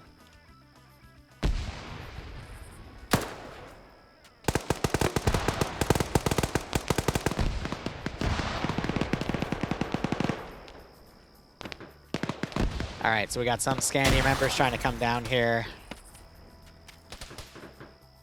A little bit of ricochet going on. That's Timek trying to get some shots, but might have been Ash, actually. Timek's not in a good position to do so. Roster trying to take some shots at Olaf here, but again, there's a hitbox in the way. Oh, no. Okay. It lets bullets go through, but not grenades. That's why I hate this building.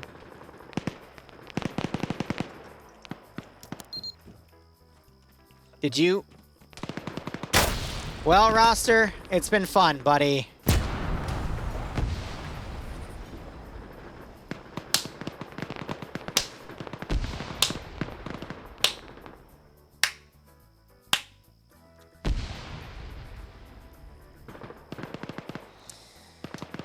Why would you satchel your own building? He did kill him. You know, you're right. You know, what am I saying? Guys, he killed Olaf. He killed Olaf with the satchel. You're absolutely right. Good job, Roster. Good job. Cool. Just...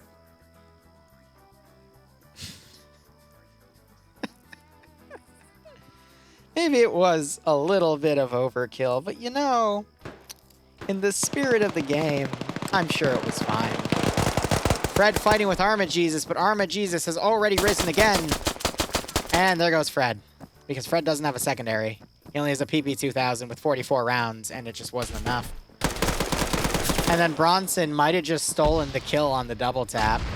AT fired up in this building because they saw some Op4 dudes around here. I think that was Iander being Iander. Oh, man. This could go either way, but I think Op4's slowly getting picked off here. You got Purton trying to pick off people in that one building over there. Decided to go down a martyr. It's been fun, buddy. Yep. It's about what happened.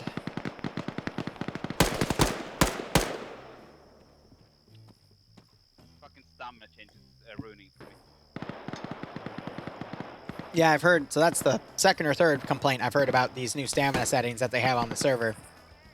So if they made stamina worse, that means it's going to be harder for people to stabilize shots after they're mobile, which is going to promote people to use more vehicles as transport. Fred got killed by Armagesus, so I don't think he's going to backdoor the op, unfortunately. I don't know, just with the concentration of Blue 4 right here, Op 4 kind of scattered like this, I think Blue 4's got this unless we see Op 4 start getting some random pickoffs. And to take things slower, which is weird because the 50-minute AO is already balanced around everything, so I don't know why they're adjusting it further, but I guess they're just trying something new or people are complaining. Who the hell knows? There's a lot of changes that have been happening. I would say there's been more changes that have happened in the past few months in FNF than the past few years, admittedly. Because yes, there's been roster changes and stuff, but there's just a lot of stuff over the past few months that's been spontaneously changing, you know? Damn, Jack just freaking nailed Arma Jesus to a proverbial cross on the 3rd story of a construction building.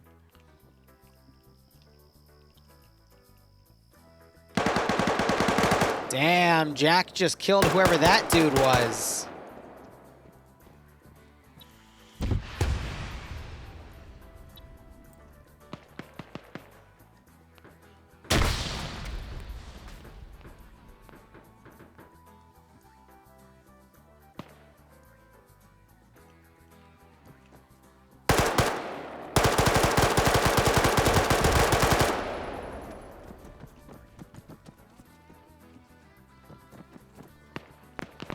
Dun, dun.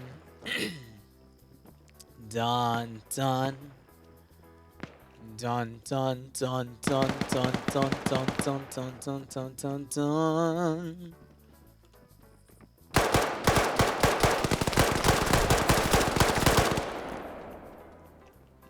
So I love how Blue Force kind of pulled away from that one building because the terminal's in here. I think Eric Kiru is going to get the hack in a second, maybe, possibly, never mind. This is close. If Op4 can clean up the remaining Blue 4 guys and then push the final objective, we could see the Op go. Jack, you're not going to believe this, buddy. They're above you. Casual, you're not going to believe this, buddy. He's below you. Jack can literally fucking hear them. Go home, JR. Are you fucking kidding me, dude?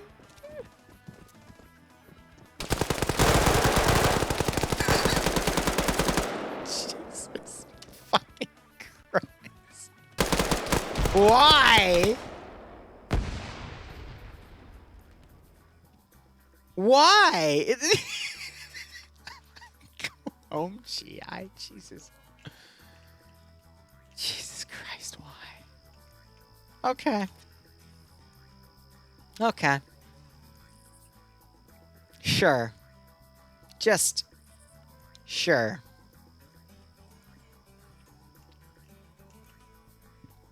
I got nothing to say.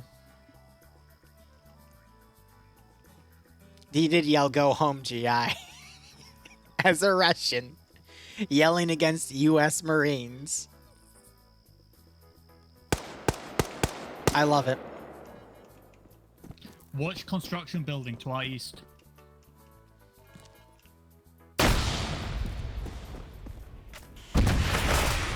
Did you hear Malin yell the F word? Oh my god, they got blown away. Alright, cool.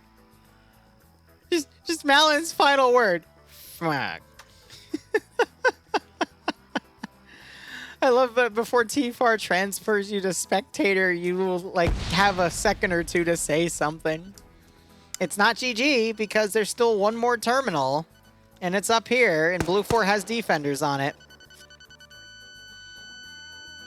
I'm surprised it didn't blow the building up. That would have been really cool if it did though. 13 minutes for Op4 to scale up to Terminal 1. Can they do it?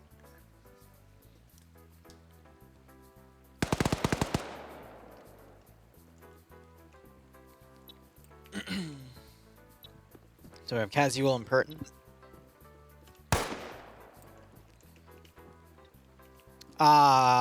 Never mind. Slushy just sniped Casual.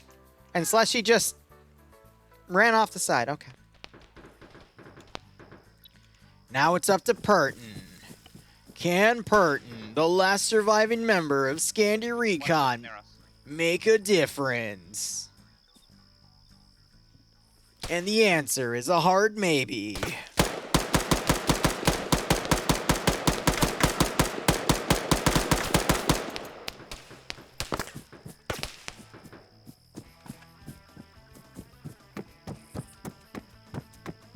They're gonna try and push through. I saw one just west of me. Oh, poor Pert, and he's speaking as if there's other people on the radio to listen to him. Cass? The Y is silent, Nemesis, believe it or not.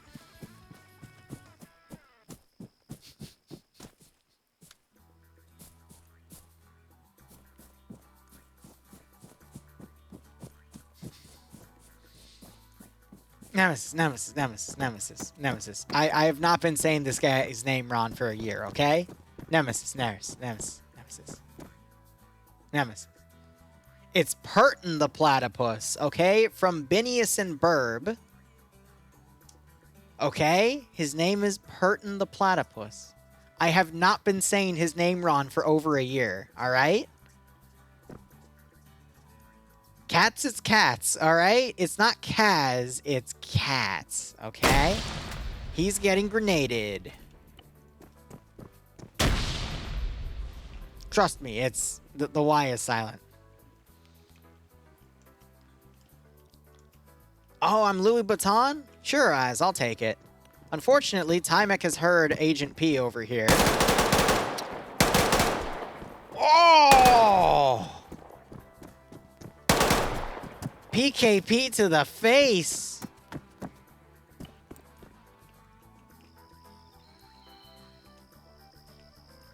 PK shoot him away, that's for sure.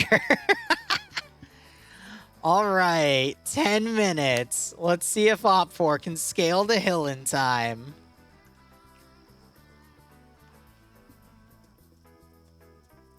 MGs are not keen in CQC, FNF staff. Are you for real? Is that what they say? Having a gun fire 100 or 200 bullets in CQC at point blank range with high fire rates. Okay. Yes, Azariah, and then 4 of them in Delta. I want to see it more. Look, who cares? All right, I'm here to have fun. I'm having fun. I hope all of you are having fun. Like round 2, round 3 has turned into a very CQC-esque game. You got Mike over here. I see. Mike is contemplating life. Mike is just on the road, relaxing, enjoying himself. Mike reminds me of myself, actually. You're taking a truck to go up to... Okay. Okay. Mike is bait. Yes. Mike bait. Udata. I want to see Swola pull out his AT and shoot this Vic. As a miss PID. Oh, he doesn't have any AT. Oh, well. He's bleeding. Why would you drive right up to the... Thankfully, no one on Blue 4 is going to punish him for it, but...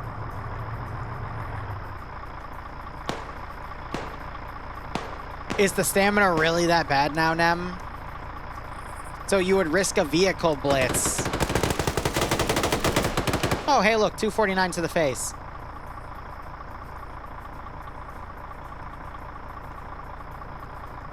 Stamina's that trash? Ugh. Well, Malin, you're a staff member. Can you get it fixed? Well, that dude just got anted. No more 249 for him.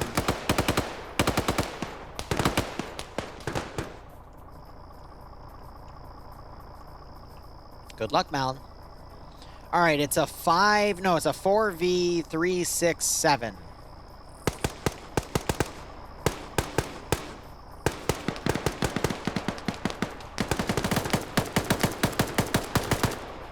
Oh, Wombat, you silly goober.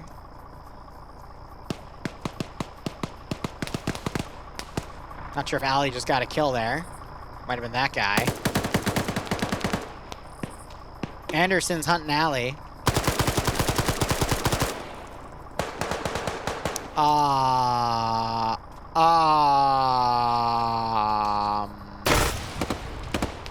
Not sure that's how grenades are supposed to work, but you know what? I'll take it. Slushy capping the objective.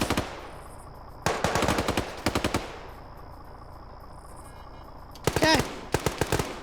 Okay. Slushy just got slushied. if Blue 4 were to actually run out and reclaim the terminal, they could pause it, but I'm not sure if Nicholas or Ant are going to do that. Nicholas seems to have been an explosive specialist.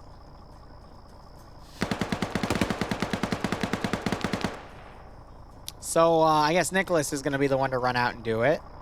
He might get shot by Swola.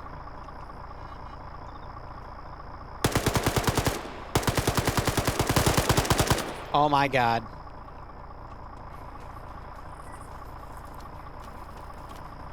Imagine becoming a carpet.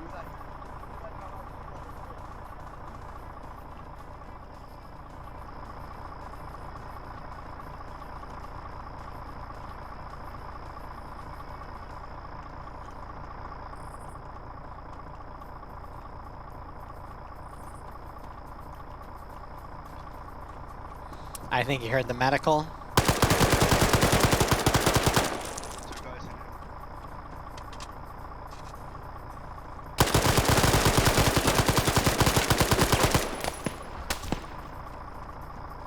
Did Ezio just... Oh, they won by elimination.